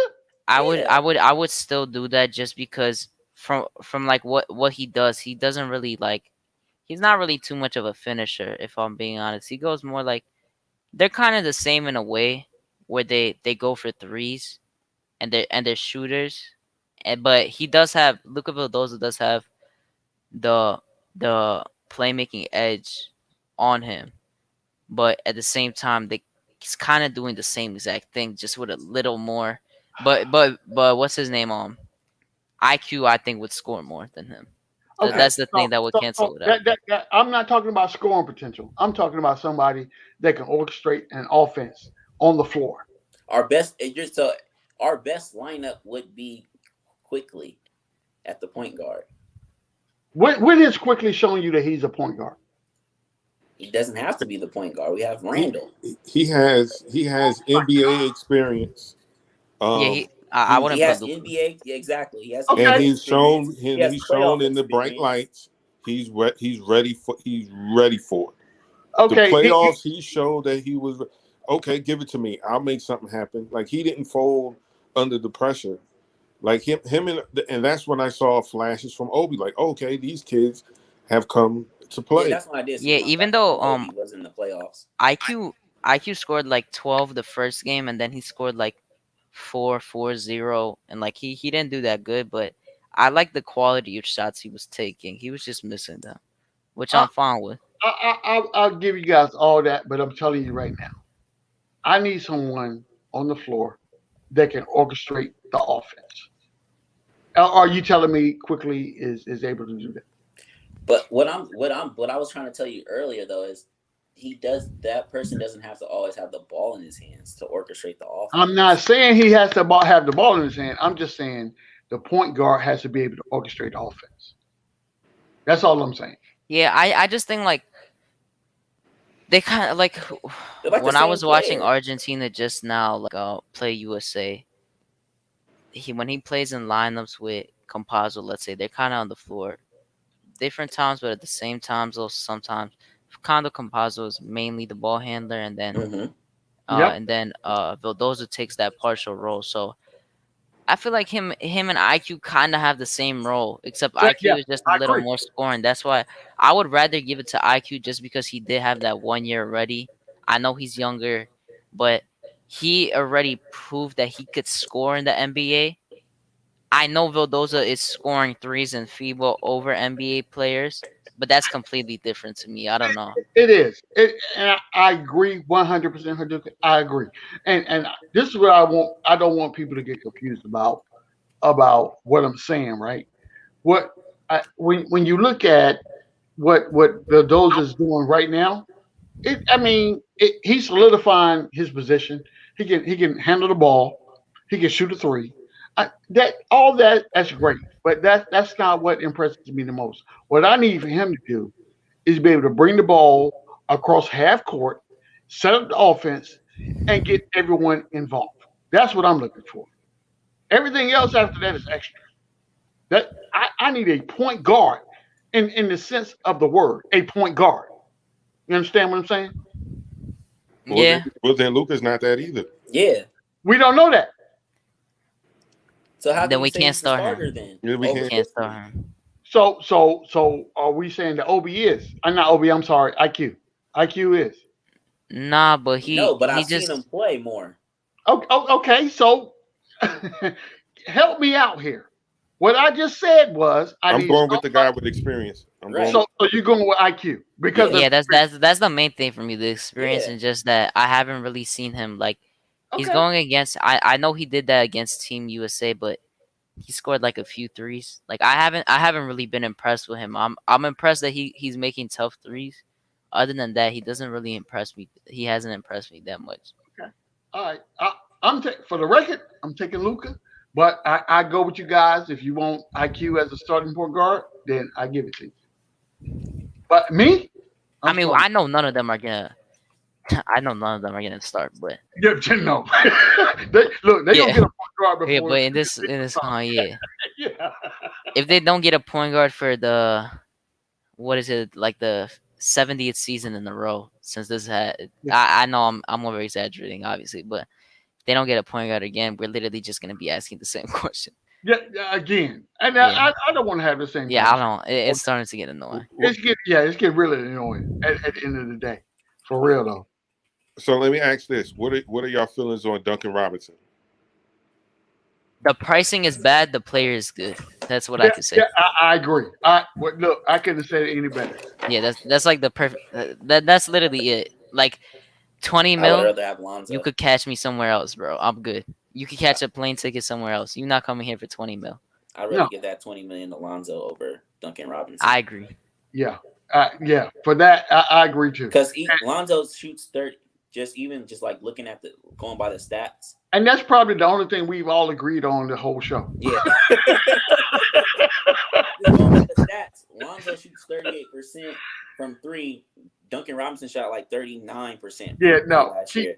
And they both shot like 8. They both shot 8 and they both made 3. So it's kind of like getting the same thing. You can have all that. Miss me with Duncan Robinson. Miss me with all that. Yeah, and I don't know. Did he say he wanted? I think he said he wanted the bag. Can anyone confirm this? I don't know if he said that. I mean, he probably does. Just think. Yeah, I think that's because I think I heard that somewhere today on Twitter. He ain't got paid yet. He ain't got his bag yet, so he ain't got no type of no bag yet. Yeah, he did. Yeah. Somebody in the chat could probably make more than Duncan Robinson. Okay, no, that's completely capped, but not for real. That that thing about the why am I so confused? The draft picks. I really don't think that we're drafting a PG. I said this the last few times. I really don't feel like we are. Listen, Hadouken. I'm gonna tell you this, and if I'm wrong, I will say I'm wrong the next time I'm on the show. If you're wrong, it is what it is. But it is what it is. Yeah. But I'm gonna tell you right now. This is what I believe we're gonna do. I believe the first round pick will be a wing. That 21st pick will be a point guard, and then we will trade up to get a 3. So I believe we don't get those 3 players. Wait. Trade up for a 3? Yep. So like where? In what area? Because second round. No, but you say you're gonna trade up. In the second. Well, so what? Are you talking about from like? because 58 isn't really a tradable like It's thing not. It's really not. So I like what Freezy did, with the and 23 and 24. yeah, I like that. Yeah, And, I just don't think like if I'm the Rockets, I'm not doing that. But if they somehow agree to that, well, because it's like because we they're moving 2 spots, like because we gave them. Oh no, did we give them? I think no, we gave them 19. That they're moving 4 spots yeah, 4 spots and up. moving back in the other pick 8 spots. Yep. But they But, realistically like but we have don't two we don't picks. know who they're looking at though. We don't Yeah, know who that they player need is. anything they can get though. So it's Yeah, like yeah, they do. yeah, you got a back to back. You kind of you can't really trade. We're not giving you assets. We're not trading you No, assets. That's no, a no, no, value. no. Like We just talking about picks right now. That's all we're talking about. At the end of the day. exactly. But I really don't think we're getting a point guard. Like What- what- especially from like I know this isn't 100% the thing, but Leon Rose said we're looking at shooting and wings right now. That's like the main thing. And then I think we're probably gonna get a free agent point guard, or we're gonna trade for a point guard. So so- my thing that I want is a 2 or 3, whatever it is, Okay. a center, and then a 2 or 3. That's what I want. I just want a shooting guard, a small forward, and a center. I want a point guard. I don't care where he comes from, but I want a point guard. I mean, that's just my thing. 'Cause You like Sharif Cooper, right? I do. I like Cooper. Yeah. I really do. I really do. You see, I don't hate Cooper. I watched him through high school and stuff. He was really good in high school. A highlight mix, reel, whatever. But it's like Josh Christopher. Like I watched all of them in high school because this wasn't that long ago. This was like a few years back, whatever. Right. And Jalen Green and stuff. But so he was this year. He did average 20. He did have like I don't know how many rebounds, like 2, 3, and then he had basically 9 assists. But the thing that worried me the most about that is that he shot 39% from the field. No, not even 30. I don't know what it was. It was like 38, 39 from the field. Mm-hmm. Or it was lower than that. I don't remember. I'll check it right now because I don't want to misspeak on that. But let me see this real quick. All right, so he shot. Okay, this is loading. So even when you say that, I'm high on Sharif, but I also at the same time I need a veteran point guard on the team to be able to. Okay. Yeah, I need a vet. Yeah. I do. Okay. So he shot 39% from the field and 23% from the three. Okay. And then he shot 82.5 from the free throw line, 4 rebounds, 8 assists, and 20 points. But the main thing about that throws me off is that he basically averaged 5 turnovers along with that. And this other thing that's big for it is that he did average 20, but he averaged like 8 or 9 free throws. He had like a 57% like free throw rate. So that's something I can work with. Free throw rate, I can work with. Get you in the gym. I have you shoot 100 free throws a night and get your free throw game up. Free throws is cool. He shoots 80, 82. I don't. Yeah. That's already fine. That's already that's good. But at the same time, like I said, bringing him in, I still need a vet point guard to be able to mentor this guy. Yeah, and get him NBA ready. You know what I'm saying? Because he's not coming out of the draft and jumping in right in the lineup and being that guy. I don't see him doing that at all. But I need a vet, and I don't know who that vet is, or if it's going to be a Derrick Rose, or if we're bringing him back, or if we're talking about. Now we can't. The thing is, it's like the vet can't be Rose to start, so you got to have like a starter. Well, I was about to say, if it's not Rose, then we're looking at a Kyle Lowry, or I need a seasoned vet. Now, if we're talking about a Alonzo Ball to come in and run the point, that's one thing. That's that. But that's not the dude that's going to be able to groom the next point guard. You know what I'm saying? That's not his role. He's out here to do one thing. And I will say though that from watching his thing, like he makes like some lazy passes, like over the head, like pass to the defender that's taller than him, because he is also 6'1", 6'2" at most. Right. But I do see playmaking potential. He has good playmaking, but he also makes like dumb passes at the same time. He's I young. just, yeah, I just think that I don't know. My personal opinion, I don't know how he would work for us, but I think he will be good in another team. I don't know what that team is, but I think he'll work on a good on a bad team, like work his way up with pace because he has time. Like if he would come here as a point guard, he would really need to like Step really do the game good. up quick. Yeah, Yeah. like that's also good at the same time because you're gonna get pressure to do good. But some people don't play well under pressure. But if Yep. you're getting tips like pressure you and then you're stepping up your game because of that to try to get more minutes, that's good. I'm giving That's I'm giving it the benefit of the doubt at the end of the day.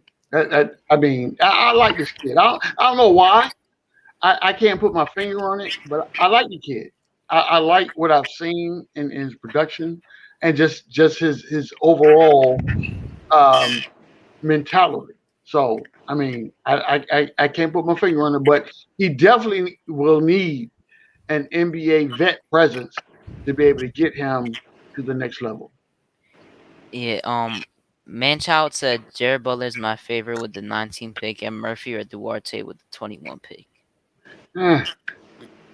So Yeah. if we don't do anything else, if we do nothing else, and the Knicks picks stay where they are, I want Sharif Cooper at at 19, and at 21 I want Sharp. That's what. Okay. I would go Trey Man, Trey Murphy. And most people would. Most people would. They would. All right. How about with the 32? Uh, So you see now you gotta get a center Chuck Right. and then G-Man gotta get a wing. Yeah, I got to get a wing. That's the tough part about it. You gotta And we like don't know who's going to be available at that point.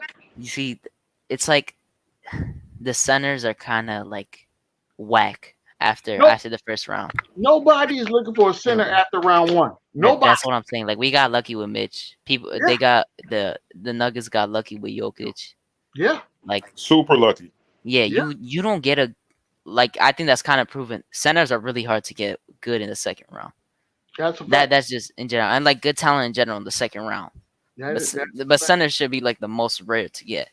So that's why for me it's like I want not. I don't know if I really. It's not that I really want Isaiah Jackson specifically, but since he's CAA and we need a center, I would probably think that we go with Isaiah Jackson. But in general, like I would prefer going for a 2 and a 3 at 19 and 21. So like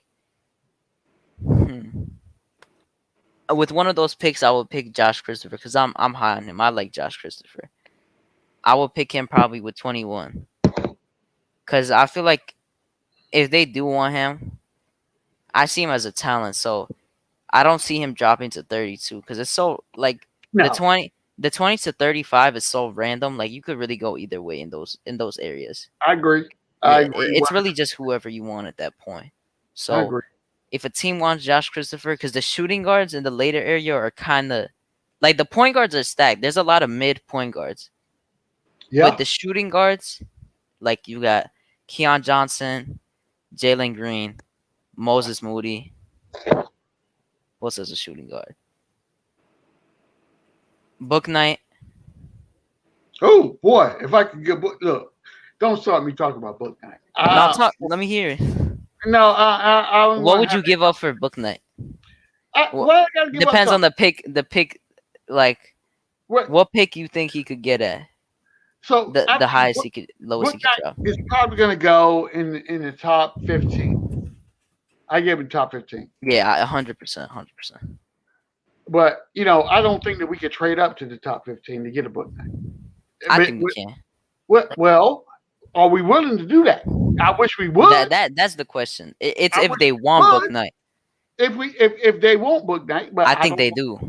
But what are you giving up though? Because you're gonna have to give up something Picks. significant. All I'm giving up is picks. I'm not giving you no people. I'm giving up picks. I got a ton of picks. I can give you whatever you want. but you're not getting no people. I'm giving you picks to get up to where I need to be to get book night. Okay. Again, I like my only issue is, you know, the amount of people that we have on the roster, and looking at this free agent class. Yo, it's too many people I do not ever want to see in the Knicks uniform. But if we're giving away, you know, we're trading a bunch of picks to move up for this one guy. Now we're going to have to fill out the roster with free agents, and they're going to be, you know, the very cheap mid-range. I would say cheap, mid-range. Okay. Because what we don't want 1 year guys. We want guys that we can sign to 2-3 year deals, and the third year being the team option to say, okay, well, you produce or whatever. Because if we don't do that, if we don't have that mindset, then we're not going to have, you know, reliable people that want to come to play for the Knicks. You know what I'm saying? See, yes. I still think that if you do trade a 19 and 32, that might be enough. Okay. I would think the same, but I have never been a GM in the NBA, so I don't know what that. That's why I said might. That's why I said might. Yeah, I don't know. The value is gonna be so random. I really don't know. Yeah, I don't know, but I would think that if I gave you the 19th and the 21st first picks, that I could trade up to get me a book night. I would think that, but yeah, I think if he's at I don't think 10 is probably gonna be expensive. See, 10 is gonna be expensive, but if the Pelicans aren't gonna do that. If he drops below 10, I think it's feasible to do. Yeah, I don't want to trade in the top 10. Like outside of that, I'll be fine. Yeah, I don't see if he has to drop below. Hey, Uncle Freezy was good. Hey, I was watching, man. Hey, I be getting caught up in the moment, bro. I was watching y'all, and someone was like, "Fool, that's your show, jump on!" You know what I'm saying? Look, people miss Uncle Freezy. Hey, ladies and gentlemen, if you don't know who this is right here, this is Uncle Freezy, the entrepreneur and president of Blorange Tears. Say salute. Hey, I'm the pilot of the mothership. You know what I'm saying? Hey, Chuck, what's good? Duke, what's good? What's good with you, Uncle Freezy? Yo, I know y'all probably about to wrap, but I just wanted to jump in real quick. I was trying to jump on. My phone is dead, and at the same time, my doggone computer started updating. You know, it's that time for you in the morning for your computer to update, right? So 2 a.m. Yeah. So I just wanted to, of course, you know, G-Man can't get a wing in the draft because he getting Kelly Oubre in free agency. That's how it works. No, I'm not I didn't even think about that. No. So let me explain. Right. So what? This guy calling 4K. No, what Uncle Freezy has a tendency of doing, right? Uncle Freezy will roll in the room, he'll roll a smoke grenade in the room and not tell anybody. And when it goes off, he just walks away. And like nobody know what happened. Just walk away. No, that is not. We're not doing that tonight. No, I do not want Kelly Oubre. No. Okay. I'm just saying. Because Day'Ron Sharpe at 21 was kind of high. I kind of liken that to when Duke says he's got to have Josh Christopher at 21 or 19. Oh yeah, and Freezy, I'm good if you want to stay for a little longer. I'm not that tired today, so. So listen. Let me explain this to you. Yeah, I'm good. I don't know. I'm good too, but I'm gonna explain this to you. I'm gonna tell you in your chair. You always gonna be good. Yeah. With that sofa. So let me explain to you this. At 19, I want Sharif Cooper. Period. Right. I respect it. I respect it because you're in the mindset that you gotta get a PG. I was in that mindset too. I was like you too, but then after me taking longer to think about it and really look at this draft, you let somebody change your mind, Hadouken. No, I let myself change my mind. Right. Because looking at it, it's like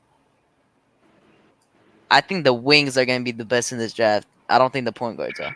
What The wing? shooting guards and small forwards are going to be the best in this draft. What wing? In general, I'm saying that, and I'm saying that Sharif Cooper, I think, is going to be at least these. I don't think he's going to be a pure. I hope he's not a pure bust because I like him as a person in general. I don't want not on the team. Like I'm not too high on him coming to the team. Right. But I don't want to draft a point guard now. I want to get wings. Where are you gonna get a point guard from? We need a point guard. No, what he's talking about is scheme fit. Scheme and roster fit. I'm with you, but at what point do you address the point guard need? That's my question.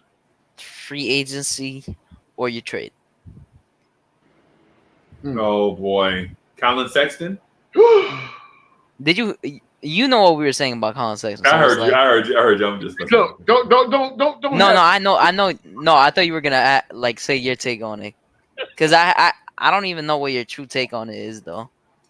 I don't think he is a leader. I don't think he's a point guard. I think he is a strong-willed individual that wants to win and believes in himself. But I don't think that always goes over well with others. You know what I mean? And so while you like a strong, indomitable spirit, you also would want to have that spirit coexist with others. Agreed. And I don't think he sees that yet. You know what I'm saying? Maybe Tibbs can unlock it, but do you gamble all these assets on something that may backfire?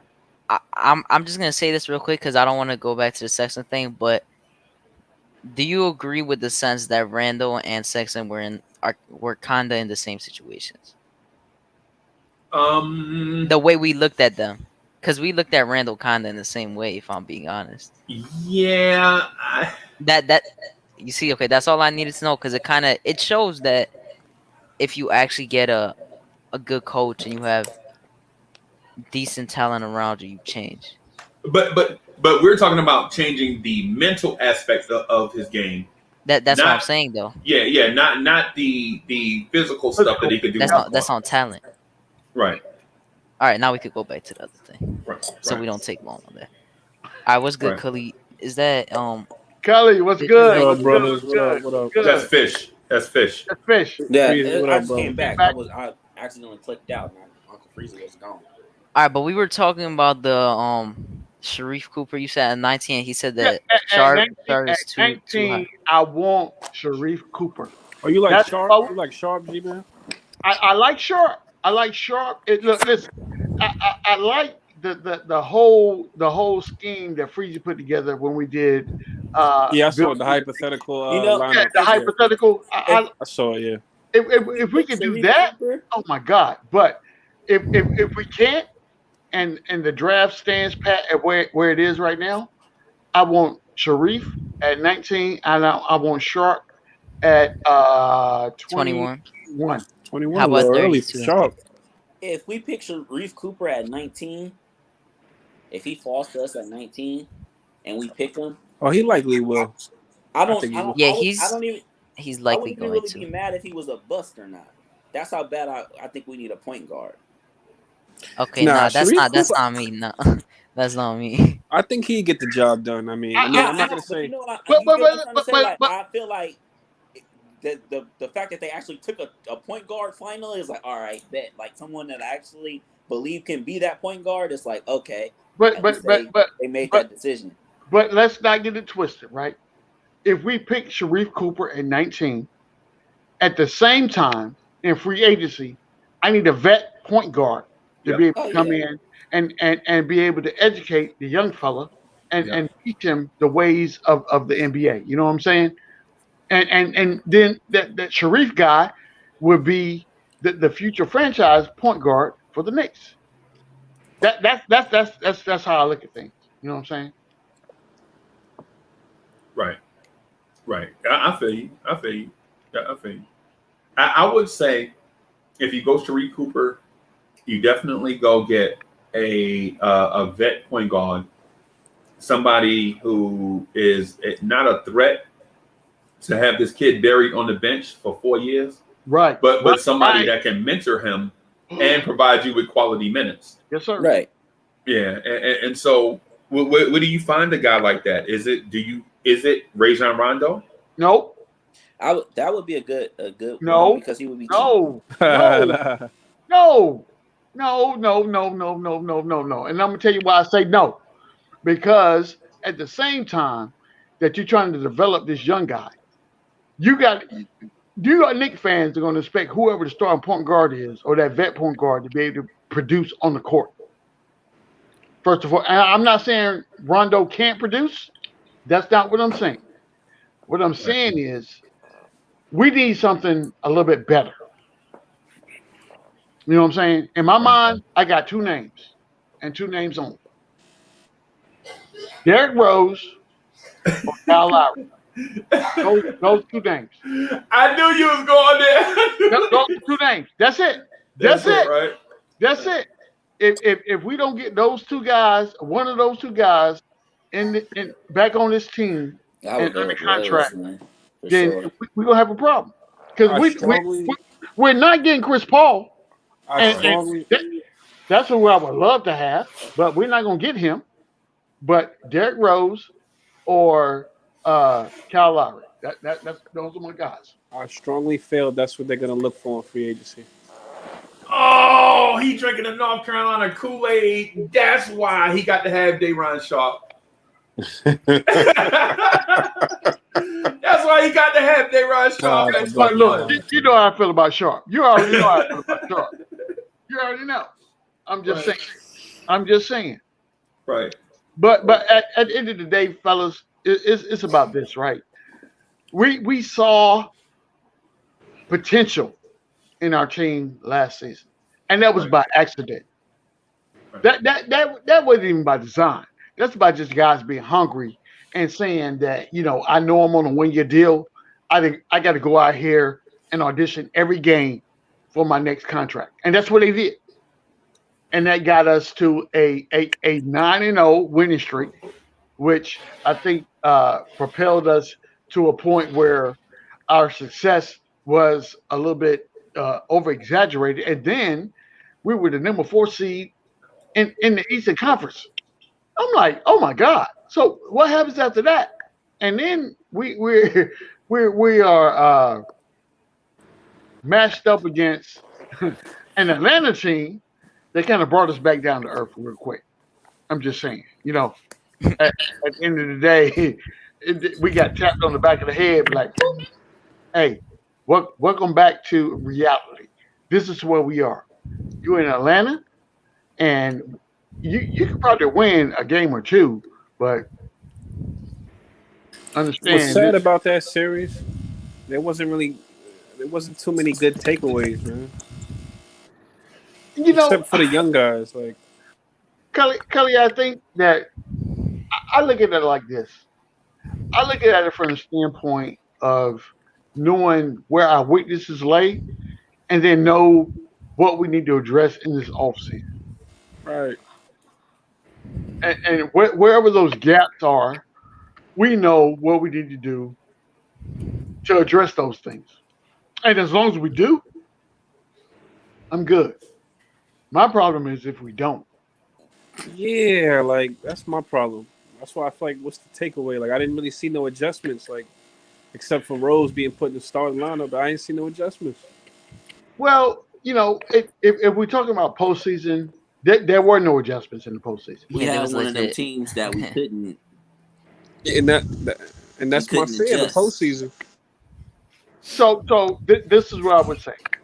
I would suggest that we all take a step back and wait and see in the draft what our front office is willing to do. And I think that would give us a sense of where we're trying to correct those fallacies that we found in the playoffs, if that makes sense. Right. Because normally the front office does not announce what moves they're going to make. Right. So when I hear all these, and I said this before, when I hear all these fallacies about the Knicks have interest in Devin Booker or a what's my man named Portland? Dame Lillard. Dame Lillard, or a Bradley Beal, or now is Sexton. Every day is something different. Just because if they put a name with the Knicks organization, But this from Shams automatically, though. huh? Shams. Like if you hear from Shams or Woj, Woj. it's most a likely it's basically a fact that we're aggressive in I, general. I like to give them more. The other thing is not facts. The Beal that's something they think. I'm with you. I like to give all that credence, but at the same time, I am of the belief that until the Knicks organization has a deal in place that says we're going to sign X player on this day, I don't give credence to it. That's a whole bunch of hyperboles to me. Right. You know what I'm saying? So, and if this is truly in the works, and this kind of slipped through the cracks because they had an intern that left his laptop open or whatever the case may be, great. We got a little inside scoop. But at the same time, if it's not, until someone tells me that we're going to sign this dude on this day, it is what it is. On draft night, I know I'm going to get real stuff, right? I know I'm going to understand where the Knicks are in their draft preparation and the players they want to go after. That is no hyperbole. That you don't have to guess about it. They're going to show you exactly what it is that they're trying to do. And from there, I can then figure out what we're doing in free agents, if that makes sense. No, it makes sense, brother. And a man-child, exactly, man. Exactly. Said we lost because of lack of point guard play. And talent and lack of adjustments. Yeah. Oh, Right. adjustments is the all biggest. three. Yeah. It was basically everything that we had I'm worried wrong about playing that Tibbs, shit. man. Like So the I'm worst that concerned. could happen legit happened. If Randall doesn't have terrible games though. Him too. Because- I'm worried about our coach, man. I'm worried about coach and worried about Randall, man. So Kelly, this is what I'll tell you about Tibbs, right? Tibbs is on the clock right now, and I'm gonna tell you why. I'm gonna tell you why. I'm just being honest, right? It's not that he did anything wrong. That's not what I'm saying. What I'm saying is, Tibbs is a guy that we brought in here to say, okay, this is what I need you to do. This is where I need you to get us to. This is the point right here. I'm gonna give you a finishing post, right? So once you get us to this point right here, I'm gonna have to move to the next phase of the operation. You are phase one. In phase one, I want you to do 1, 2, 3, 4. Once you get to 4, understand it's nothing personal, it's business. We're gonna compensate you for real, but after that, we're gonna have to move on. You know what I'm saying? And the dude they're gonna move on from, in my opinion, is already sitting on the bench. Right. Johnny Brown. Oh, for sure. Johnny Right. Brown. It's like when you go on a mission and you go, jump into a drop zone, right? There's a drop zone. Stop it. And so people be like, yo, the most important thing in this night jump is the troops in the cargo bay. No, it ain't. It's the pilot. Exactly. Absolutely. It's the pilot. Because if you ain't got no pilot, guess what everybody else is doing?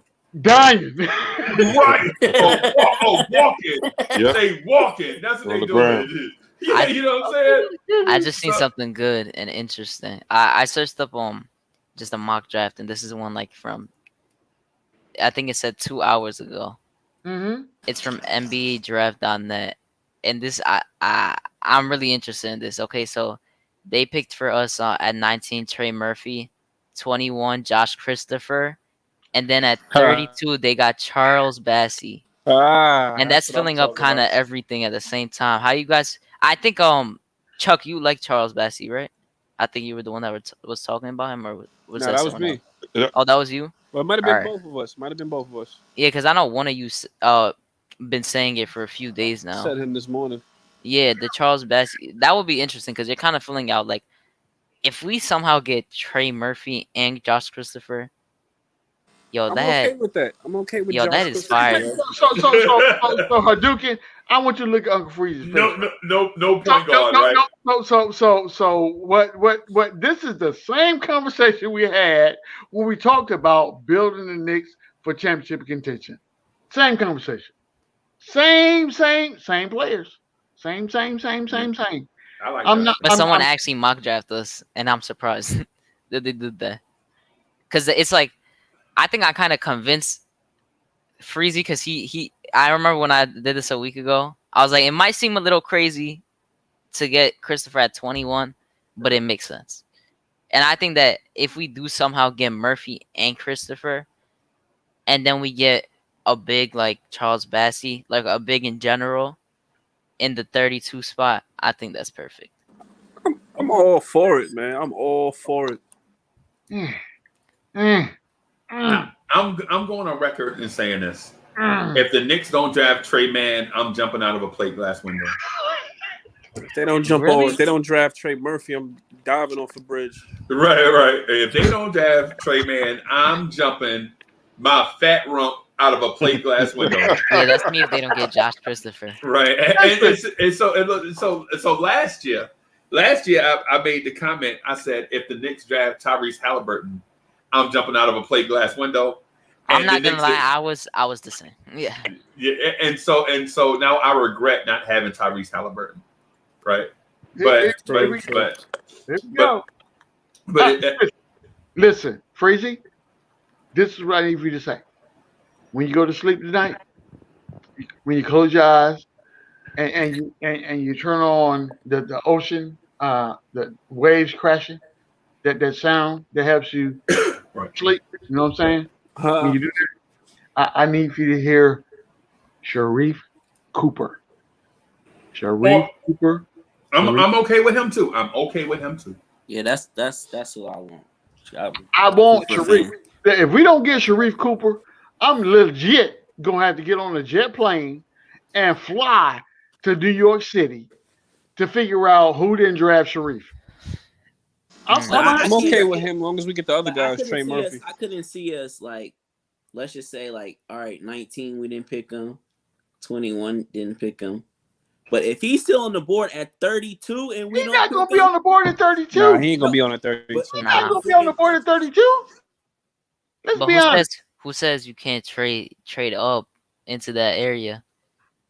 What trade? I haven't actually been thinking about this. I mean, I know we proposed to trade earlier, like a few days ago, but it's like if we really wanted to, we could trade that 32 and like some of the, because we have 8 second rounders in 2023. We could move up to like 30. We could really 29. just like trade up. Yeah. Not to 20. I wouldn't trade up to 28, but we could realistically try to trade up higher into, like, we could use those picks to trade up for a lottery pick. This is my point. Why on God's green earth would we pass on Sharif Cooper? There's reasons. You said why? Why? I already told you the reasons. I don't want to say it again. I mean, I can. Because you can get. I'll leave it. If Hadouken said it, I'll leave it alone. Yeah. Thank you, Cully. Thank you. It's all good. I mean, hey, but that's the guy I want, and I don't know why. If you ask me for specifics on why I'm so high on Sharif, I probably can give you more than 2, but I just got a feeling. It's that feeling. If that's the player that you looking for, that floor general, I feel like that would be that's my guy. That's the guy. Yeah, I think that he can fill that void that we have on the Knicks squad. Is he on the Knicks radar now? I didn't hear about him on the Knicks radar. You won't. Nah, but I did see a report who they liked. I seen a report who they liked. That Venny guy, Venny who they worked out. I didn't hear about the Venny guy. Yeah, the Venny Wim something. He's like a 6 something. Yeah, 6'11". They call him a point guard from Germany. He's international. International, yeah. Yeah. Nah, he's solid though. He's solid. Like I'll give him that. Yeah, he just worked out. He's working out with the Hawks today because he like tweeted something about it. And I think he worked out with OKC and the Knicks so far, and now he's gonna work out with the Hawks. I don't know too much about him, but I've heard like he's decent. I like Zaire too, man. But you know what? You know what we say, man? Cats are like, trade such and such pick for such and such. Man, trade such and such pick. Collin Sexton. And then every time we get into like the nitty gritty, we like, yo, at 21, I want to take such and such. At 19, I want to take. And so what I'm trying to tell everybody is, yo, in a deep draft, we might need to just hold it in the road. You know what I'm saying? In a deep draft, man. Not if it's only one pick being used from this draft. No. What I'm saying is this. What I'm saying is this. In 2 months or whenever training camp start, if the Knicks have Josh Christopher, Deshaun Shaw, not the Knox, the Knicks. The Knox? No, You said the Knicks. The Knicks? The Knicks. That's what we're talking about. The Knicks. Okay. All right. My bad. So, but if at training camp, if the Knicks have Josh Christopher, Sharif Cooper, Trey Murphy, Day'Ron Shaw, Zaire Williams, or Book Knight, in camp, how can we lose? How can you lose? I think that's why would you package those guys once you get them on your team? Would you package them for Collin Sexton? No. Right. That's why I said I would only. I mean, I would do it if it's Ovi, one first from this draft. I don't want to trade both. And if it has to be one from 2023, if it's like a second or like whatever, I'm not trading a first from 2023. It's not even a Leon type of thing to trade both first. I wouldn't even. Right. Yeah, I don't think that's like. Yeah. At least I hope not. I think the Leon thing is trade 19, trade back, and pick up more picks. Yeah, and like say one in this year's draft. He loves 19 and 32 to trade. Oh, whoa. Yeah. So they want 19 and 32 and Obi? No. Whoa. Wait, I have to look at this. I'm about to think of a trade scenario. Let me see. So ideally, what I would do is because we gotta remember, Luka Vildoza is unripe fruit, right? Obi Toppin is unripe fruit, right? You don't want to take your best fruit and give them away before they ripe, before you know what you got, right? Right, because in theory, what you'll be doing in that case is hustling backwards, because you already know what you get, and you're getting a proven thing, right? And so you're like, well, if they didn't like it, how come what makes people think we're gonna like it, right? But here's the thing: if you take 19, 58 and something, and just trade it for 23 and 24, and then now you get all the guys you want. G-Man get who he want. Duke get who he want. Cully get who he want.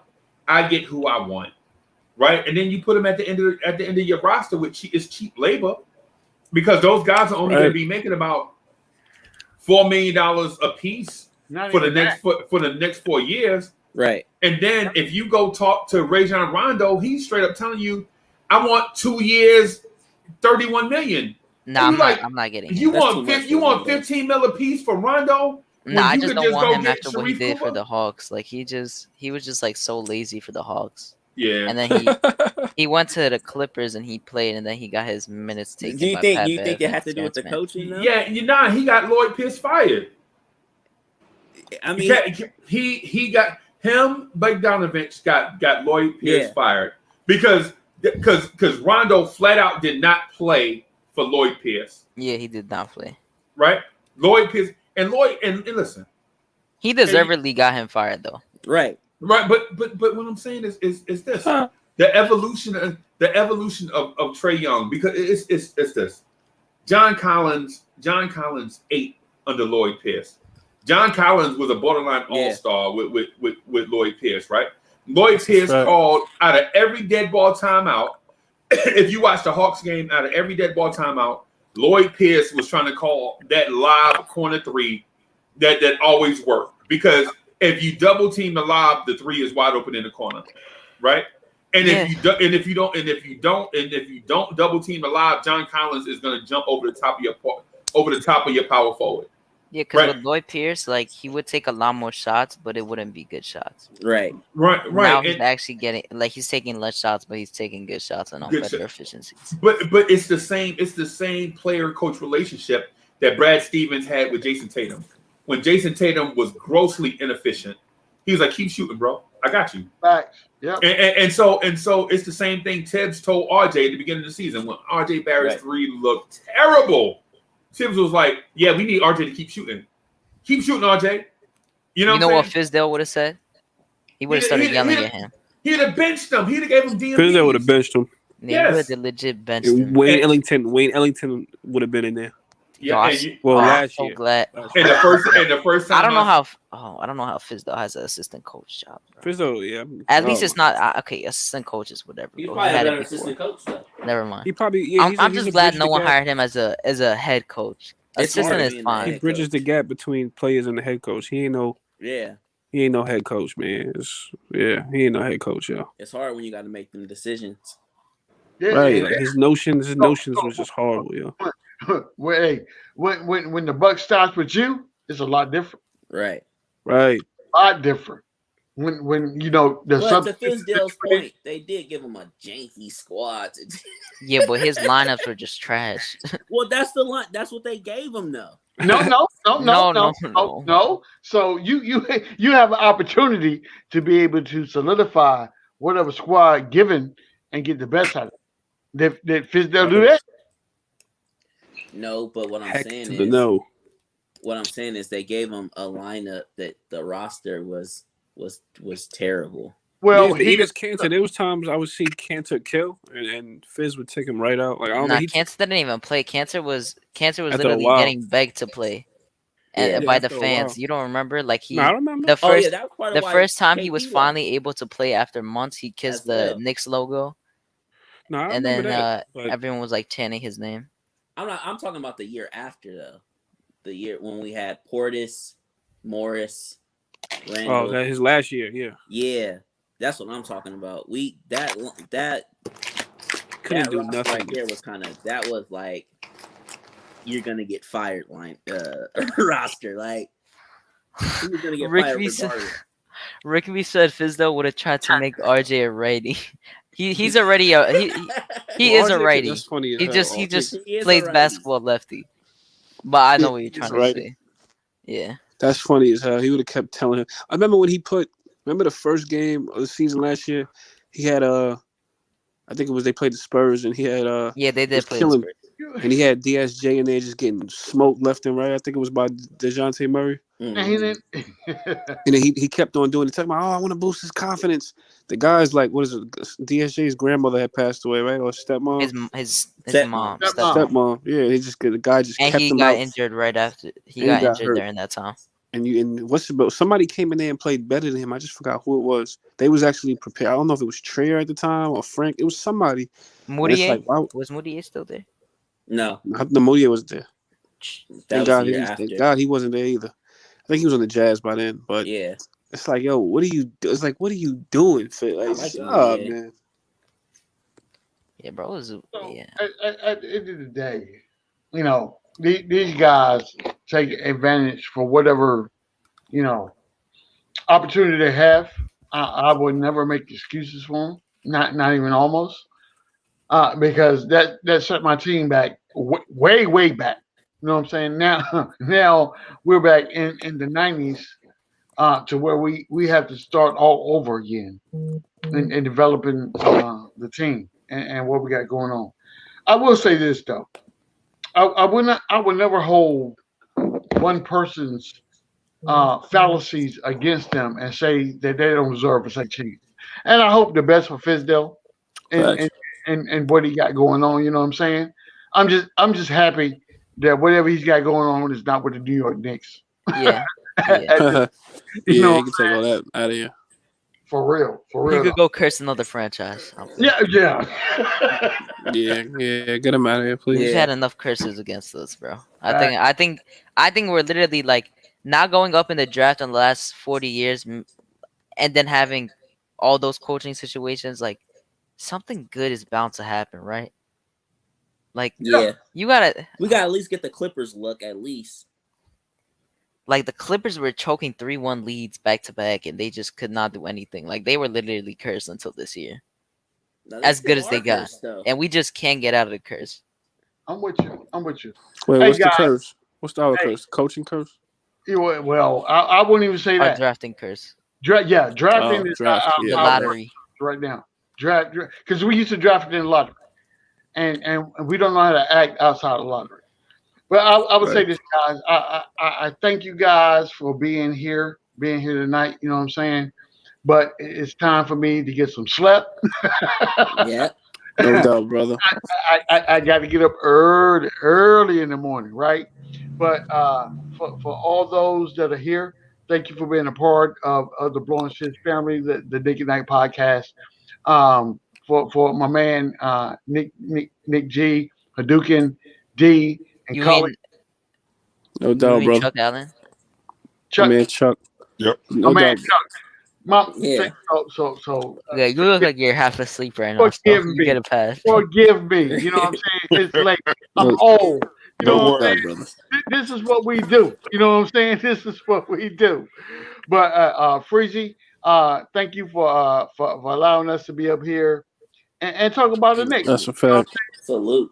saying? This is what we do. This is what we do. So Knicks family, you know what I'm saying? We'll be here, same bad time, same bad channel, baby. Salute. I Salute. have a good night. Peace. Okay. I don't know if it's gonna end, but Yeah. I think yeah, it I don't will. know if I think Chuck thought they ended, but do you guys have any like not ones that we mentioned, like sneaky draft choices? Not draft choices, but what y'all think about Taylor Horton Tucker?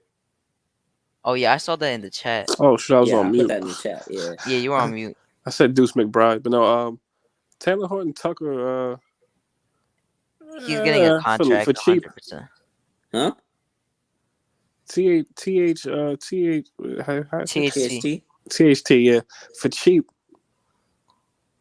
I think you take a flyer on him. He's nice. I wouldn't mind signing for cheap. I like him.